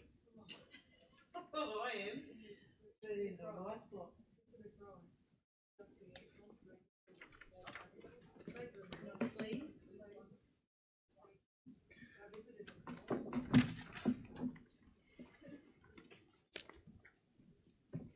Welcome, Councillor Baines, back to the meeting. We move on to item 6.4, page 137, CCRC Capital Report. Mr Fisher will present. Thanks, Mr Chair. Councillors, this is our monthly update on the Capital Works program. We are currently 69% through the deliverable program. Obviously, recent wet weather hasn't helped us, and we really hope the sun comes out shortly. I guess there's a number of completed projects there that have been completed in the last month, and I'll just give a quick update on a project that's not in here because of the nature of the work is largely operational, but the one that's not listed is the Cardwell pump track, and there's been works commenced on site there with the road works and access works for the car parking, and the contractor who is doing the pump track work is scheduled to establish to site tomorrow. They're coming down from the tablelands to establish, and that work will commence. We have got their final design for that, and it's exciting to see that project underway for the community of Cardwell and the Cassowary coast. I guess you'll notice on page 140. In the table there, we've added a column which just highlights the status of our funded projects and how we're tracking, so that you can tie together the funding and the projects from the attachment to the report. I guess key ones to note there, I guess, is the South Mission Beach Path, which we had a report on the previous meeting to the council. The design team with that project have redone that design. It's been sent off to TMR for their comment earlier this week. So I guess we are still moving forward with that South Mission with that project in consultation with TMR. So we do hope that we'll get a successful outcome there. With the TIDS projects that are listed there, obviously 30% at this time. Guess that there's a bit behind that in terms of some of those projects actually are funded over 2 years, so that we're reporting on a lower percentage because some of that funding comes through in the new financial year. But also there's a major project up on Kennedy Creek Road, a large culvert reline that's been awarded, and the contractor is going to establish a site there in May. And by the nature of that relining work, it happens fairly quickly. So you should see an increase in that expenditure for the TIDS program coming into the end of the financial year. I guess, happy to provide an update on Bingle Bay Pathway. Unfortunately, we've been held up there with our designers. We've got our website ready to go with and want to share those concept plans with the community to get some more feedback following on from that community site meeting. Fortunately, they've disappointed our community on that one, Councillor, and apologise wholeheartedly. I'm assured that we'll have that up on our website by the end of the week. So. Thanks for that, Mr. Fisher. It has been addressed, and we did make comment to that, so I'm holding you to it. I'll be checking. Thank you. Absolutely. And happy to take any questions through the chair. Thank you, Mr. Fisher. Any questions for the officer? Councillor Turi. Just the Mission Beach car park, I think last time it was this far away, and now it's... You probably squeeze your fingers a bit closer bit together. Closer, okay. Yeah, so obviously the trees are in, and Yes. they're looking, I think, really wonderful. Sets, makes it look far more in keeping with the natural environment around Mission Beach. Yes. There's still some painting of those islands to be done, just to tidy those up so we don't have the plain concrete finish. Thank you. And then in time some solar lights as well, which will also help the night use of that facility. There has been commentary about the block concrete, so painting will be good. Yes. I know it's been said before, but shout out again, no ball water alerts with all this heavy rain that came across. So well done on keeping that happening. Thank you. Councillor Millwood. Yeah, through the chair, I just noticed on page 5, the boating facilities, Cardwell Jetty and Dunk Island Jetty, they're both in a planning phase or a design phase. What are the works planned for those areas? Sure. So Cardwell Jetties, mainly some local, we've got quotes through a local fabrication provider to do some work on the stairs, and so it's mainly repairs of rusted componentry and some work on some piles as well.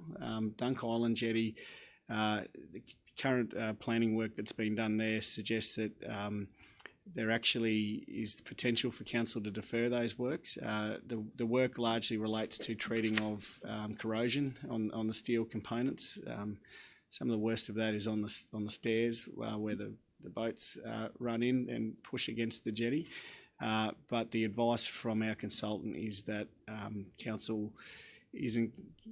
It's not going to cost too much more if we hold off a couple of years.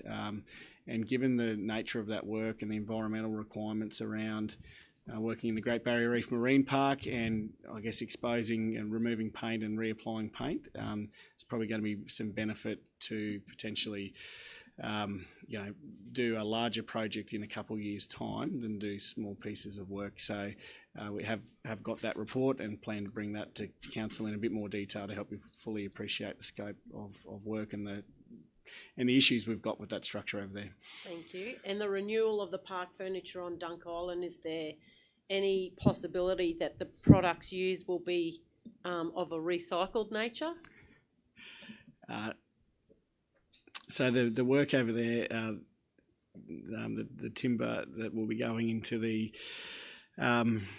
camp kitchen is hardwood, just to obviously to get the spans and the requirements over there. There'll be barbecues going in as well, so I'm not too sure of whether there's any recycled materials in those barbecues, but they will be our standard electric barbecues that are rolled out.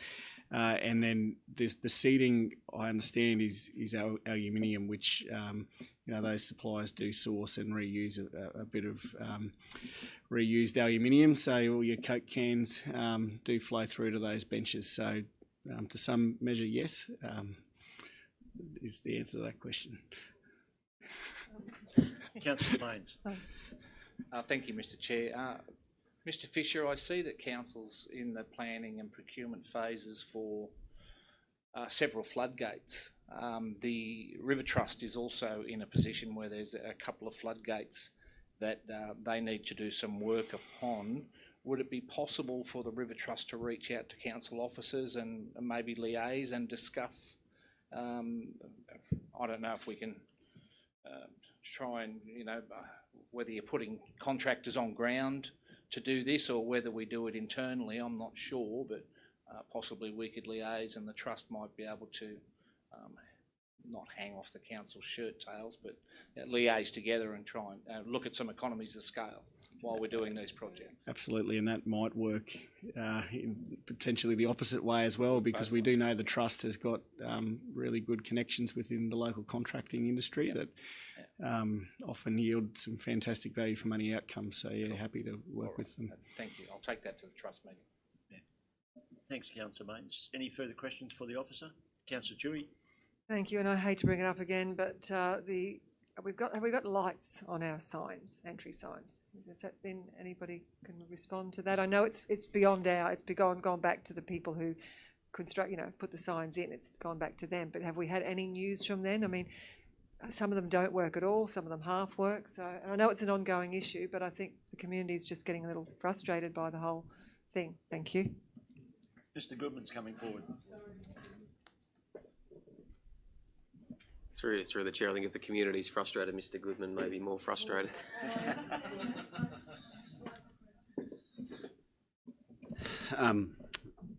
Through the chair, so do we know what the issue is? Yes, we know exactly what the issue is. There is a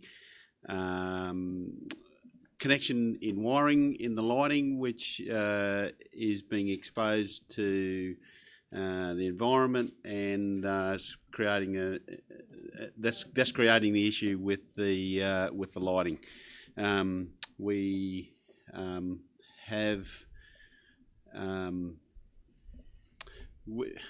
we are still doing our very best to hold the supplier to account within the warranty period to undertake those repairs.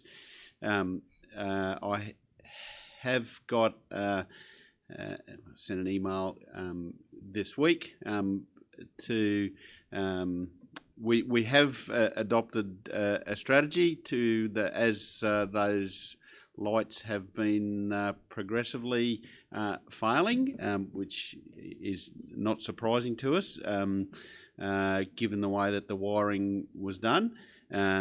We are just turning the lights off while we wait for the supplier to undertake the repairs. I note that there's another couple that we need to do that.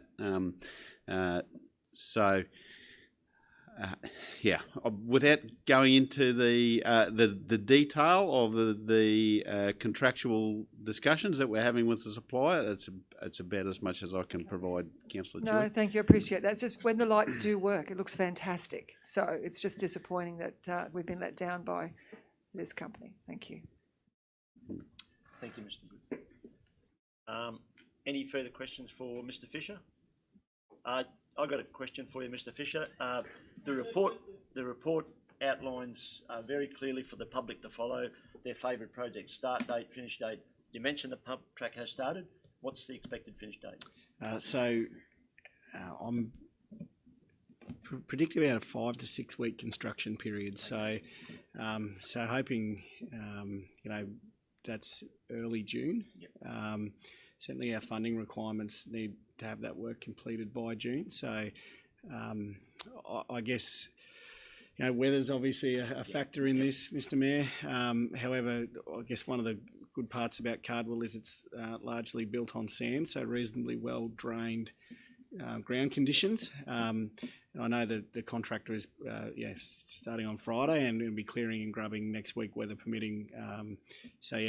Hopefully we are on track for that early June with a official opening sometime in mid-June. Yeah, so the school holidays could be lined up. I think there could be a few people, but that's only if Councillor Barnes isn't hogging the track at the time. So, thank you, Mr. Fisher. Any further questions? No. We have a mover and a seconder, please. Moved by Councillor McLeod, seconded by Councillor Baines. All in favour? Carried unanimously. Thank you. As I indicated earlier, I have a prescribed conflict with item 6.5. My wife being the president of the Lions Lioness Club, and I'll leave the room. And Deputy Mayor Barry Barnes will take the chair.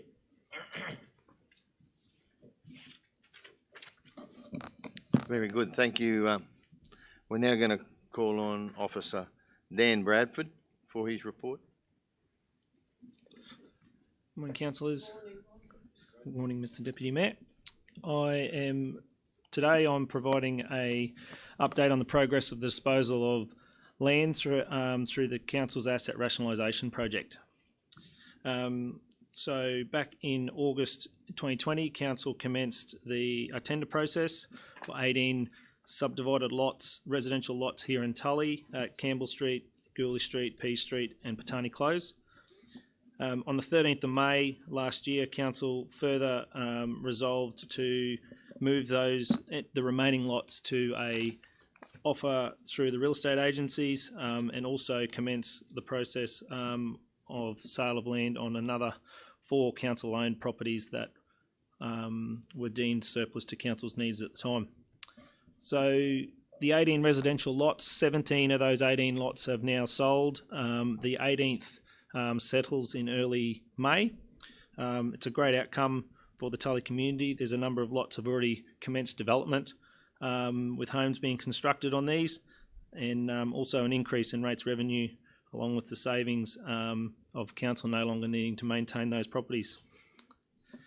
The 15 Quarry Road at Stodders Hill in Innisfail, just outside of Innisfail there, sold at auction in December 2021.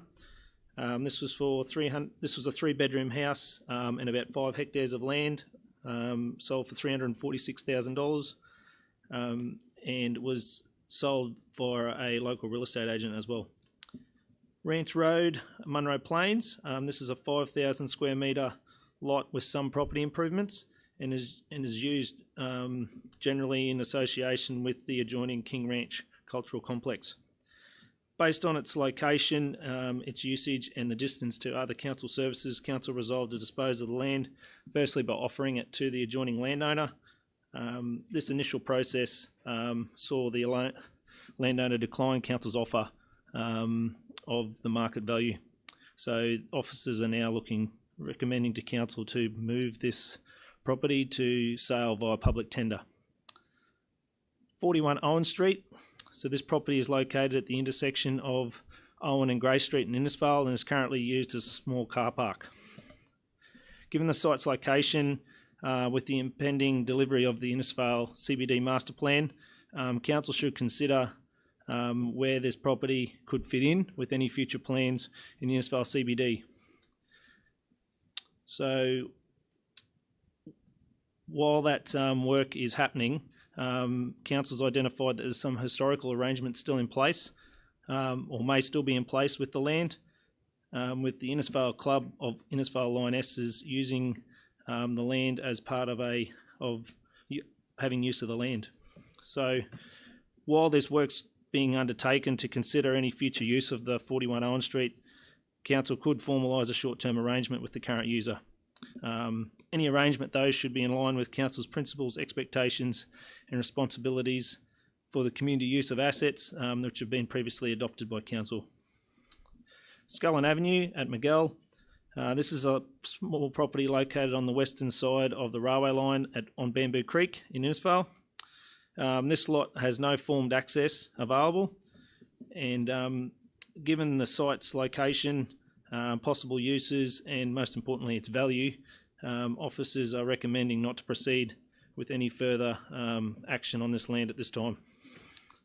So I just wanted to go over a couple of, with these sales that have occurred, what the impact has been for council from a finance and resource implications point of view. So totally council's taken, sold these lots for $983,500. Also annually, we've got additional rates, reduced mowing, reduced depreciation and operational savings of around $45,000 per year as well. So today, the recommendation is, we have to small adjustment to the recommendation. In the first one, it's not ex-GST, that number, that's the gross amount. So note the report and recognise the income of $983,500 in sales through asset rationalisation.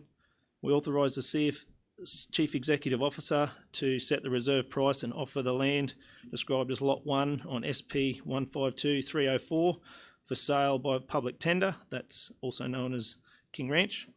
Authorise the Chief Executive Officer to accept offers in accordance with the Local Government Regulation 2012 for that lot.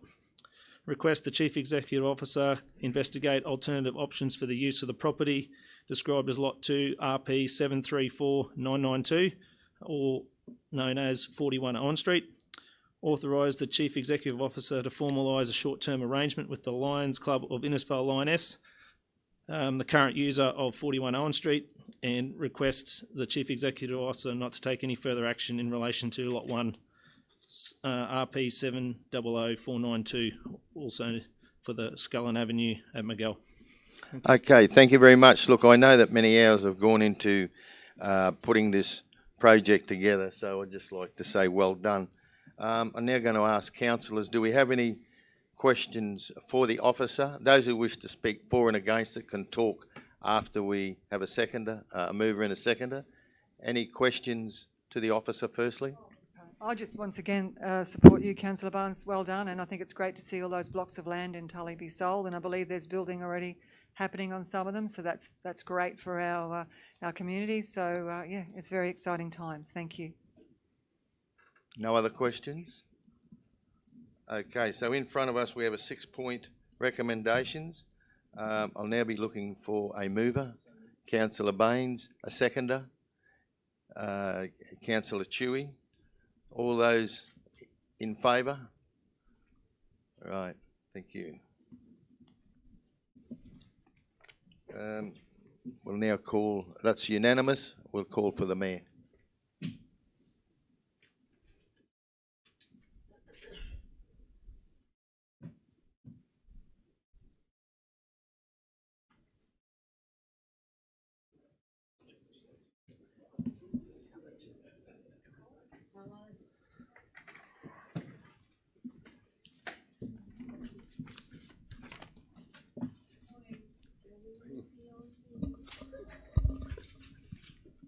Thank you, Councillor Barnes.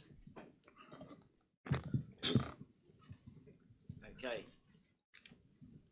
We're moving to item 7, Planning Services, 7.1, page 156, material change of use for a hotel stage 1. And Mr. Jones will present along with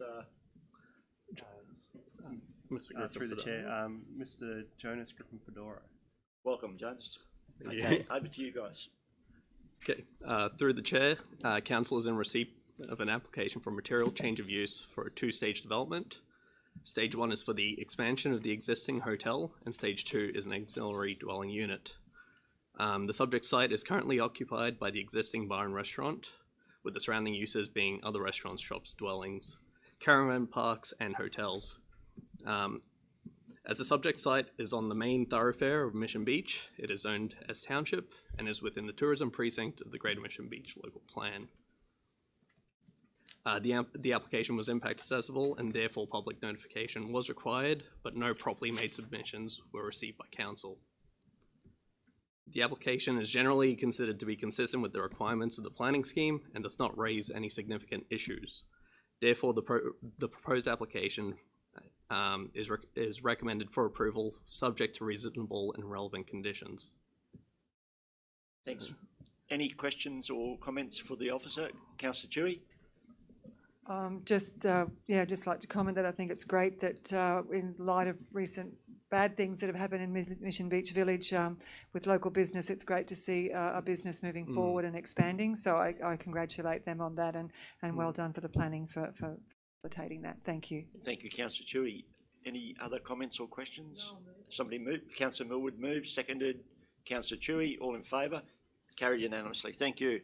We move on to item 7.2, page 204, material change of use for low impact industry. Through the Chair, Council is in receipt of an application for material change of use for low impact industry, the use being an auto electrician diesel mechanic business.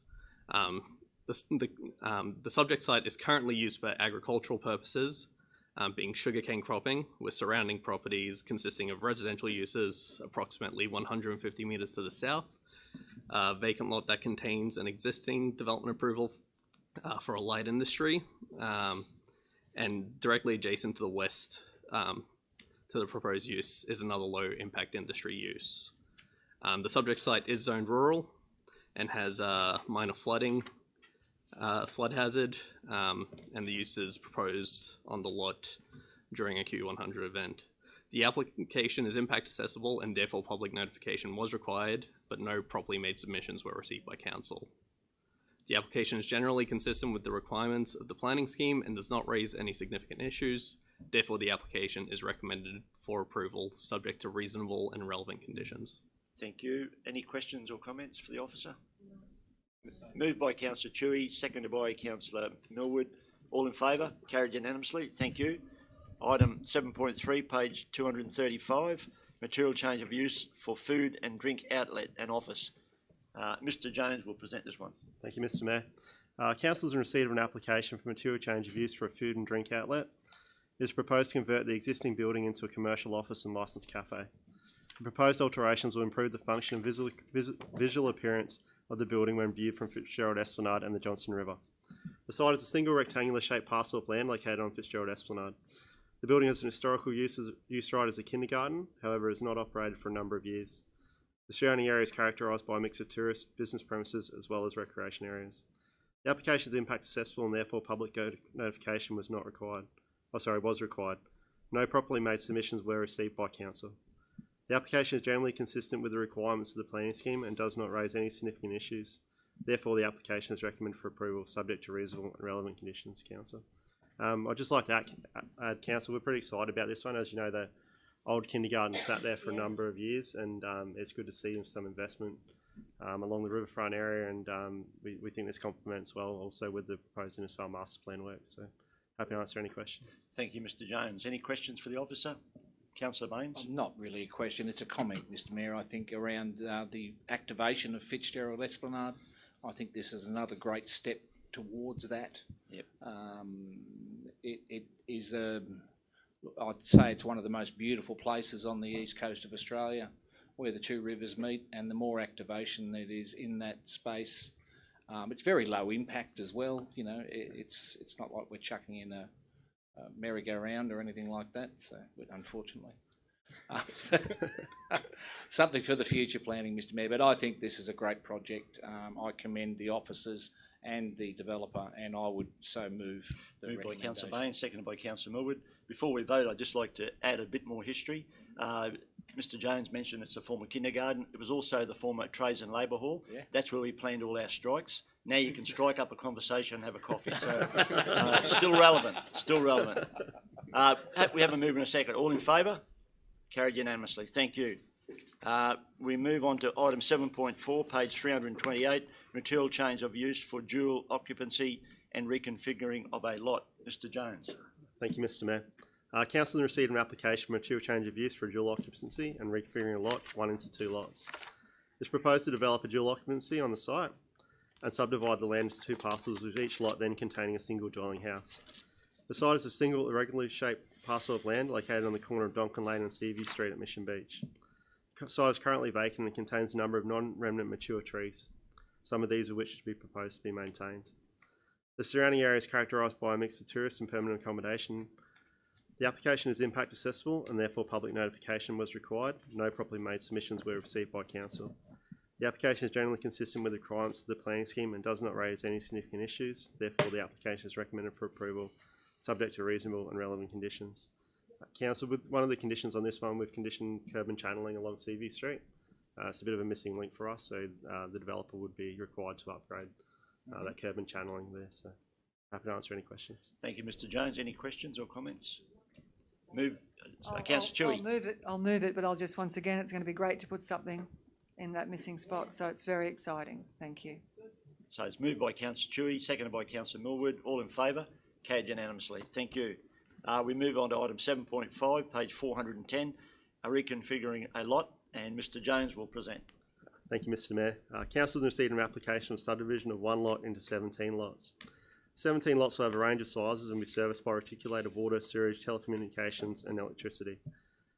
Access to the lots will be provided by a new road reserve, which will be an extension of Brett Street, to the northeast of the site and which will terminate in a cul-de-sac head at the south of the site.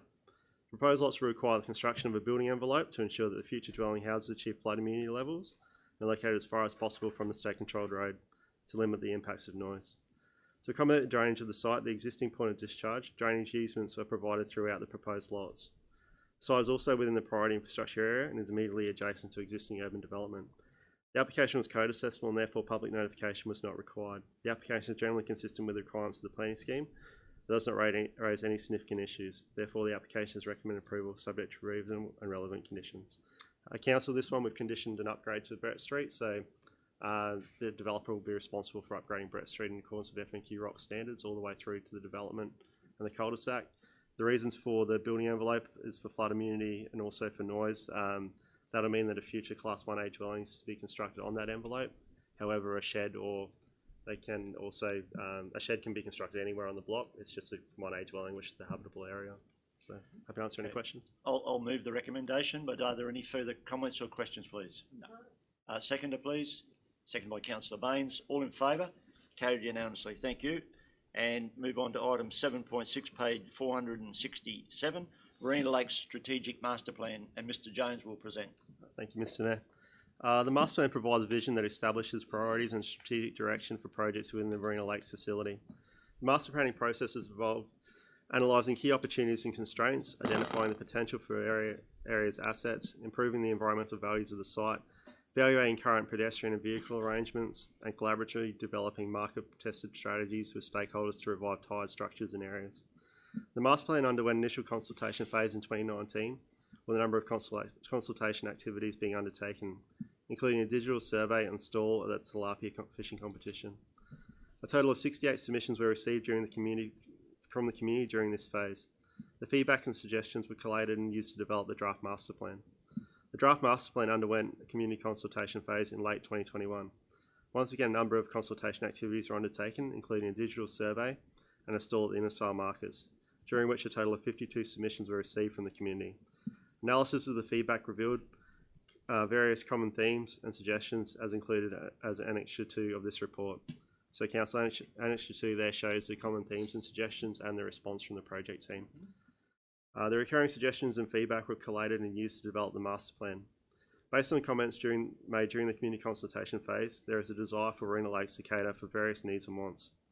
These range from environmental appreciation and conservation, viewing botanical collections, more modern play and active recreation facilities. The identified projects include, but are not limited to, rebranding the facility to the Marina Lakes Community Parklands, new wetlands and bird hides, a BMX pump track, nature playground and revegetation works. In accordance with Council's commitment to asset rationalisation and sustainable asset management to effectively deliver services in a consistent and financially sustainable manner, representing value to the community, this may result in some of the existing infrastructure being removed, where similar new infrastructure has been proposed. This includes playgrounds and shelters. This decision will be undertaken on a case-by-case basis through consultation with councillors. It is recommended that 1. Council endorse the Marina Lakes Strategic Master Plan, and 2. Endorse the stage delivery and upgrades through the annual budget deliberations and implementation of the works and maintenance programs. Happy to answer any questions, Council. Thank you, Mr. Jones. Any questions or comments, councillors? Councillor Baines? Well, I see you just mentioned that we might, future plan this in budget deliberations, but there's also the ability for us to put in varying government applications. I know wetlands is becoming quite strong. There's a new tool's been developed by the Australian and Queensland governments to help us make sure there will be an environmental and a cost benefit. We don't just have to rely upon our own funds to get these projects going. If we can drag in funding from other places, it's a great benefit. Fantastic project. Love this idea. It's dear to my heart. So, thank you, Councillor Baines. Any further questions, Councillor Baines? Yes, just further on from what Councillor Baines said, Mr. Mayor, each and every one of those, Mr. Jones, you could nearly get government grants for, couldn't you? If you look through what's on page 2. Through the chair, Council. And that gives you time, years ahead, future councils and the current council to plan. So yeah, through the chair, Councillor Barnes, it's a 10-year project, so no doubt during that time there were a number of state and federal grants which do come up, and we have actually structured a lot of these projects around being able to apply for that external funding. Great. Okay, thanks, Mr. Jones. Any further comments or questions? Councillor Chewy.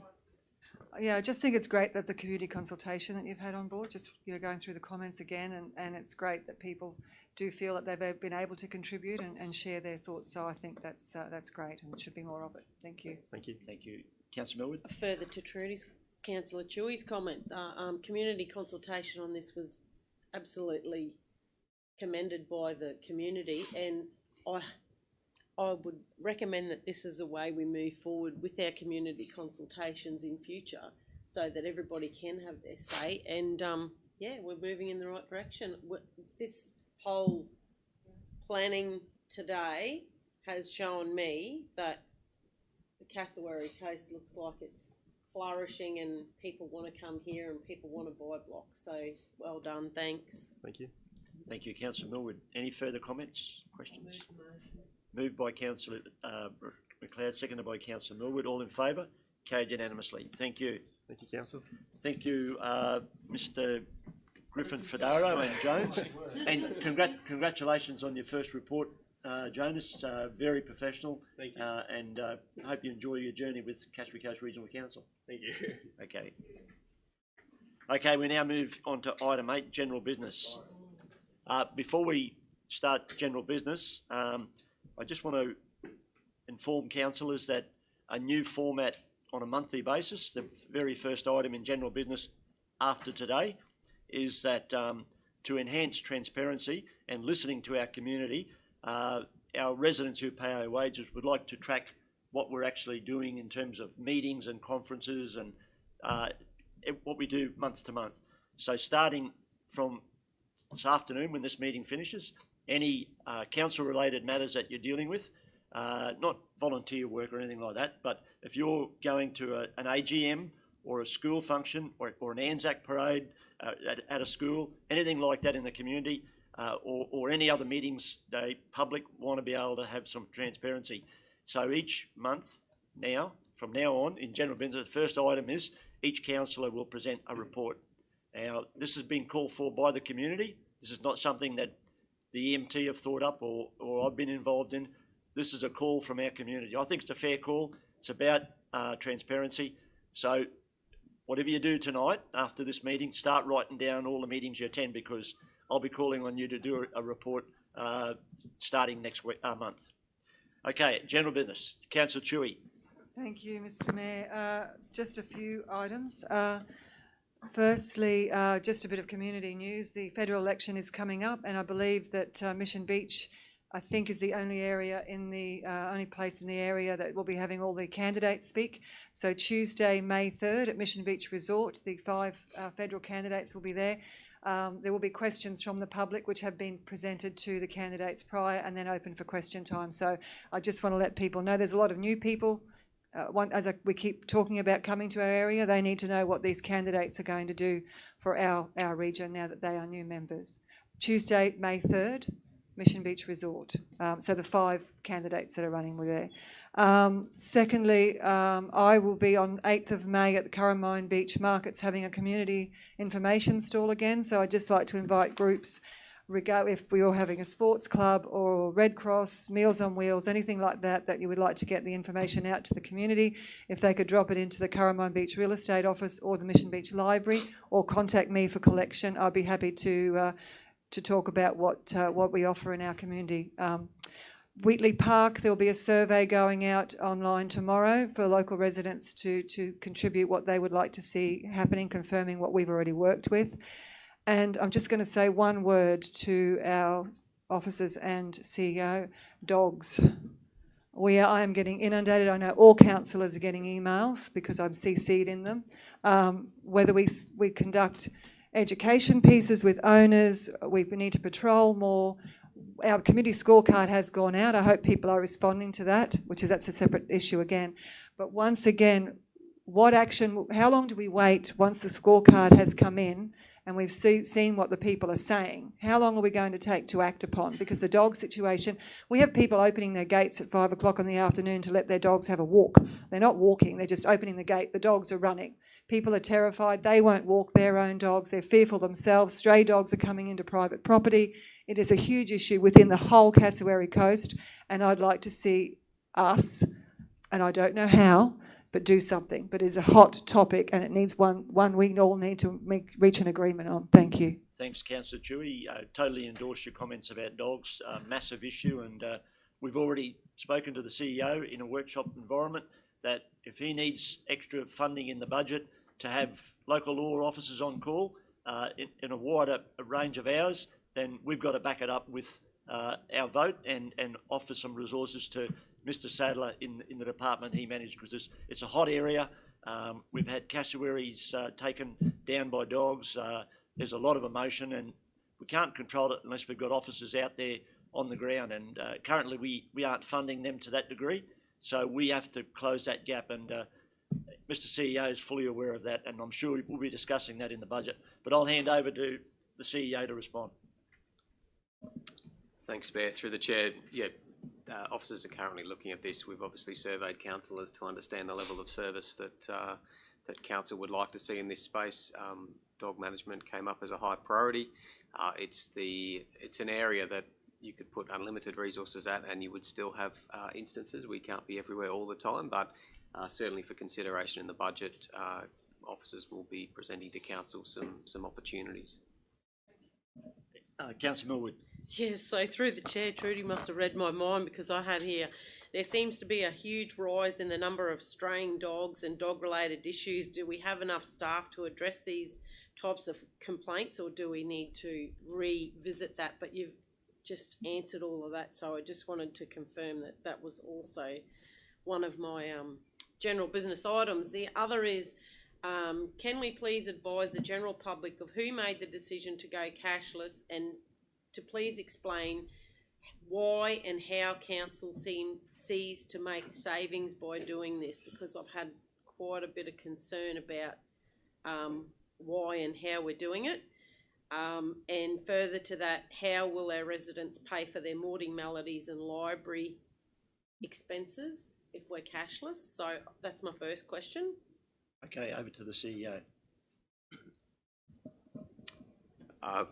Through the chair, it's been an operational decision, so it hasn't taken effect yet. We've put some information out there to the community to inform them, so we can understand any of those constraints and challenges that may arise. So rates can obviously, on our website, there is a link to a page which provides detail in response to a number of those matters. In particular, rates through our Australia Post offices can still be paid using cash. The intent from council's point of view is, as we redevelop our website, that we will be able to provide a service for individuals that will allow them to undertake a number of these functions online, which will reduce the requirement to actually drive in to facilities and to make payments there. I guess as far as our audit, there are a number of risks that cash handling does bring as an organisation. So some of the internal controls that are required there are the same, whether that be a $5 payment or a $5,000 payment. So we've got a higher level of accountability as a government entity than a private enterprise when managing cash. So it's difficult for council times to achieve in a cost-effective way, giving our workforce. So the internal processes, some of those internal processes are still being finalised and worked out. Like we said, we have put some notice out now. That doesn't take effect for some time, but we'll put some more media out there and continue to update our website in relation to some of the matters that you've raised today. Okay, so my main point in asking the question was because I've been getting pushback that councillors made the decision, and I put out there that the decision was not made by the councillors. Can you give me line of sight to the update on the works on the Cassowary Beach walking track? Through the chair, I seek whether I'm not aware of the Cassowary Beach walking track project. No? Okay. And I have one more thing to say, and that is to make sure that everybody out there in the community takes the time to get online and fill in the community scorecard so that you can have your say and put your thoughts forward. Make sure you do it. If you don't know how to do it, ring me up and I'll help you do it. Thank you. Thank you, Councillor Millwood. Councillor Chewy. So just, yes, and I touched briefly, and I thank Councillor Millwood for bringing it up. It's really important that we hear of the whole of community and not the loudest voices and the constant voices, which we are grateful always to hear from, but it's the people that may not speak up. This is their opportunity. Youth from 14 years and on above, we need to hear from the youth because we are planning for your future. So it's really important that parents, grandparents reach out to their children, grandchildren, talk about it in the schools. We need to get it out there because we need everybody to come on board because we need to listen. We need to hear what you want us to move forward with. So it's really important. So whether you do your hard copy that came in the post, go online, seek assistance to libraries or reach out to your local councillor if you do need assistance. But please take the time to go through it and fill it out. Thank you. Thank you, Councillor Chewy. Any further? Councillor Barnes. Good, thank you, Mr. Mayor. Recently, I represented council at a rather big community meeting on the proposed electricity towers, hundreds of them, which are proposed from areas in the Mount Fox area, which is behind Ingham, through to Ravenshoe. Now, people in attendance, there was traditional owners, there were scientists, there were locals, there were people from right up and down the eastern seaboard, and I left nothing but astonished on what is proposed. And I'll just ask Mr. Jones to make his way, because I've got a couple of questions concerning town planning that was brought up there that was very daunting. These people are proposing hundreds of these towers, and when I asked a question on the public's input into this, is it true that there's laws out there that the town planning has no jurisdiction or the community has no jurisdiction over any input into what this land's going to be used for? Through the chair, Councillor Barnes, I'll take that on notice a little bit, but my understanding is there is exemptions under the Electricity Act, which allows these type of things to go ahead and under critical infrastructure exemptions. But I'd probably like to do a bit more research into it and provide you with a more concise answer than that. Good, thanks, Mr. Jones, because in this meeting it had a lot of drone footage, a lot of videos on the actual clearing of virgin timber, virgin scrub, to put these big ugly towers up, and they've got a lifespan of 20 years, and then what do you do with them? You know? And then when I was asked what I thought, I spoke very highly of, we've got Korea Power Station 40 kilometres up the Tully River, not running to full potential because the power is not needed, is what I'm told.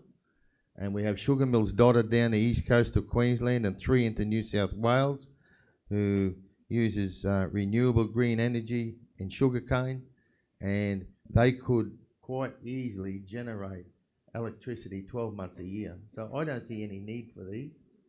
And so I was only speaking on behalf of myself. I wasn't speaking on behalf of council. I'd like to make that quite clear. And I think it's something that we should be discussing one day down the track. Thank you. Thank you, Councillor Barnes. Any further, Councillor McLeod? Thank you through the chair, and I just want to make mention and commend and thank everybody who turned up to honour our Anzacs on Anzac Day across the region. It was very humbling to see, especially the children who participated at the dawn service and marched. So I want to thank the whole community for supporting that event. Thank you. Councillor McLeod. Councillor Baines. And I can't let Councillor McLeod get away with that by herself. So I agree with absolutely everything that Councillor McLeod said. We've had 2 years off due to COVID restrictions of our Anzac ceremonies, celebrations and marches. The turnout this year was absolutely extraordinary, and I think it goes to prove that the Anzac spirit is alive and well within the nation, not just our Defence Forces, and it's especially strong within our young people. The amount of young people that turned up and marched from the schools, and I attended a couple of school services, it was just unbelievable. And I will say that some of the old diggers, it brings tears to their eyes to see this sort of inclusion and respect. So I just agree with Councillor McLeod's words. Thank you, Councillor Baines. Any further general business? If not, we now move into item 9, confidential, and we'll soon close the meeting to the public. The reasons we're closing the meeting to the public is to deal with item 9.1, page 513, recommendation of tender of award, 9.2, page 526, quarterly sundry debtors and outstanding rates and charges, and item 9.3, page 531, auction for intention to sell land for rate arrears. Would somebody move that we close the meeting to the public, please? Moved by Councillor Chewy, seconded by Councillor Barnes. All in favour? Carried unanimously. Thank you.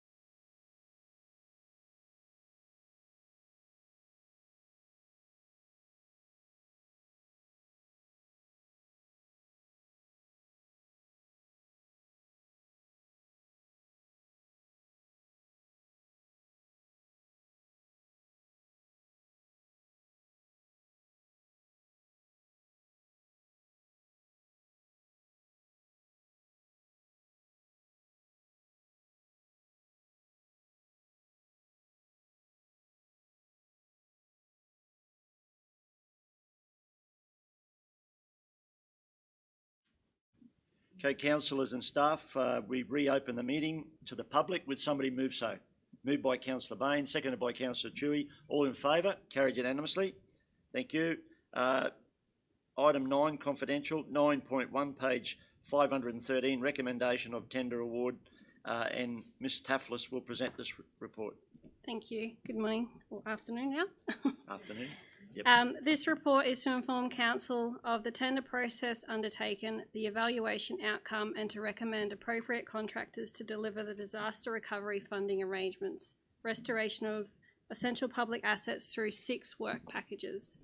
The Council invited tenders from suitably qualified contractors to tender on reconstruction works required due to impacts from Tropical Cyclone Niran, and this was via a public tender via vendor panel, which opened on the 17th of March and closed on the 7th of April. Through this process, Council received a total of 7 bidders submitting bids on 1 or more of the 6 packages, with 1 bidder submitting a non-conforming submission and was not evaluated. Funding for these works have been approved by the Queensland Reconstruction Authority through the DRFA program. I'll take that the rest of the report and attachments been read, and I'll just move to the recommendation. So the recommendation is that Council approve a budget amendment to approve funding through the QRA to be included in Council's budget, and 2, accept the following tenders. So for tender ending in 187, award this to Cheshire Contractors. Tender ending in 188, award to Gulf Civil. Tender ending in 189 to award to Cheshire Contractors. Tender ending in 190 also to Cheshire. And tender 192 award to the trustee of Buzzlich Investment Trust. And tender ending in 194 also to the trustee of Buzzlich Investment Trust. And the third recommendation there is to delegate the CEO in accordance with the Local Government Act to enter into contract, negotiate, finalise and execute all matters relating to the contract. Happy to take any questions. Thanks, Ms Taflis. Any questions for the officer?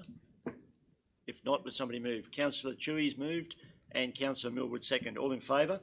Carried unanimously. Thank you. Thank you. Thank you, Nikita. We move on to item 9.2, page 526. Quarterly sundry debtors, and Ms Fick will present this report. This report is presented for council information regarding the status of sundry debtors and the rates and charges to the 31st of March 2022, or as otherwise stated throughout the report. An update regarding legal action was also provided. The recommendation is that the report be received and noted. Thank you, Ms Fick. Any questions for the officer?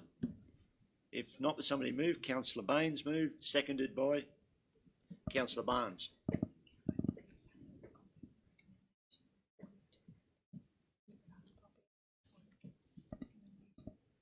What's happening?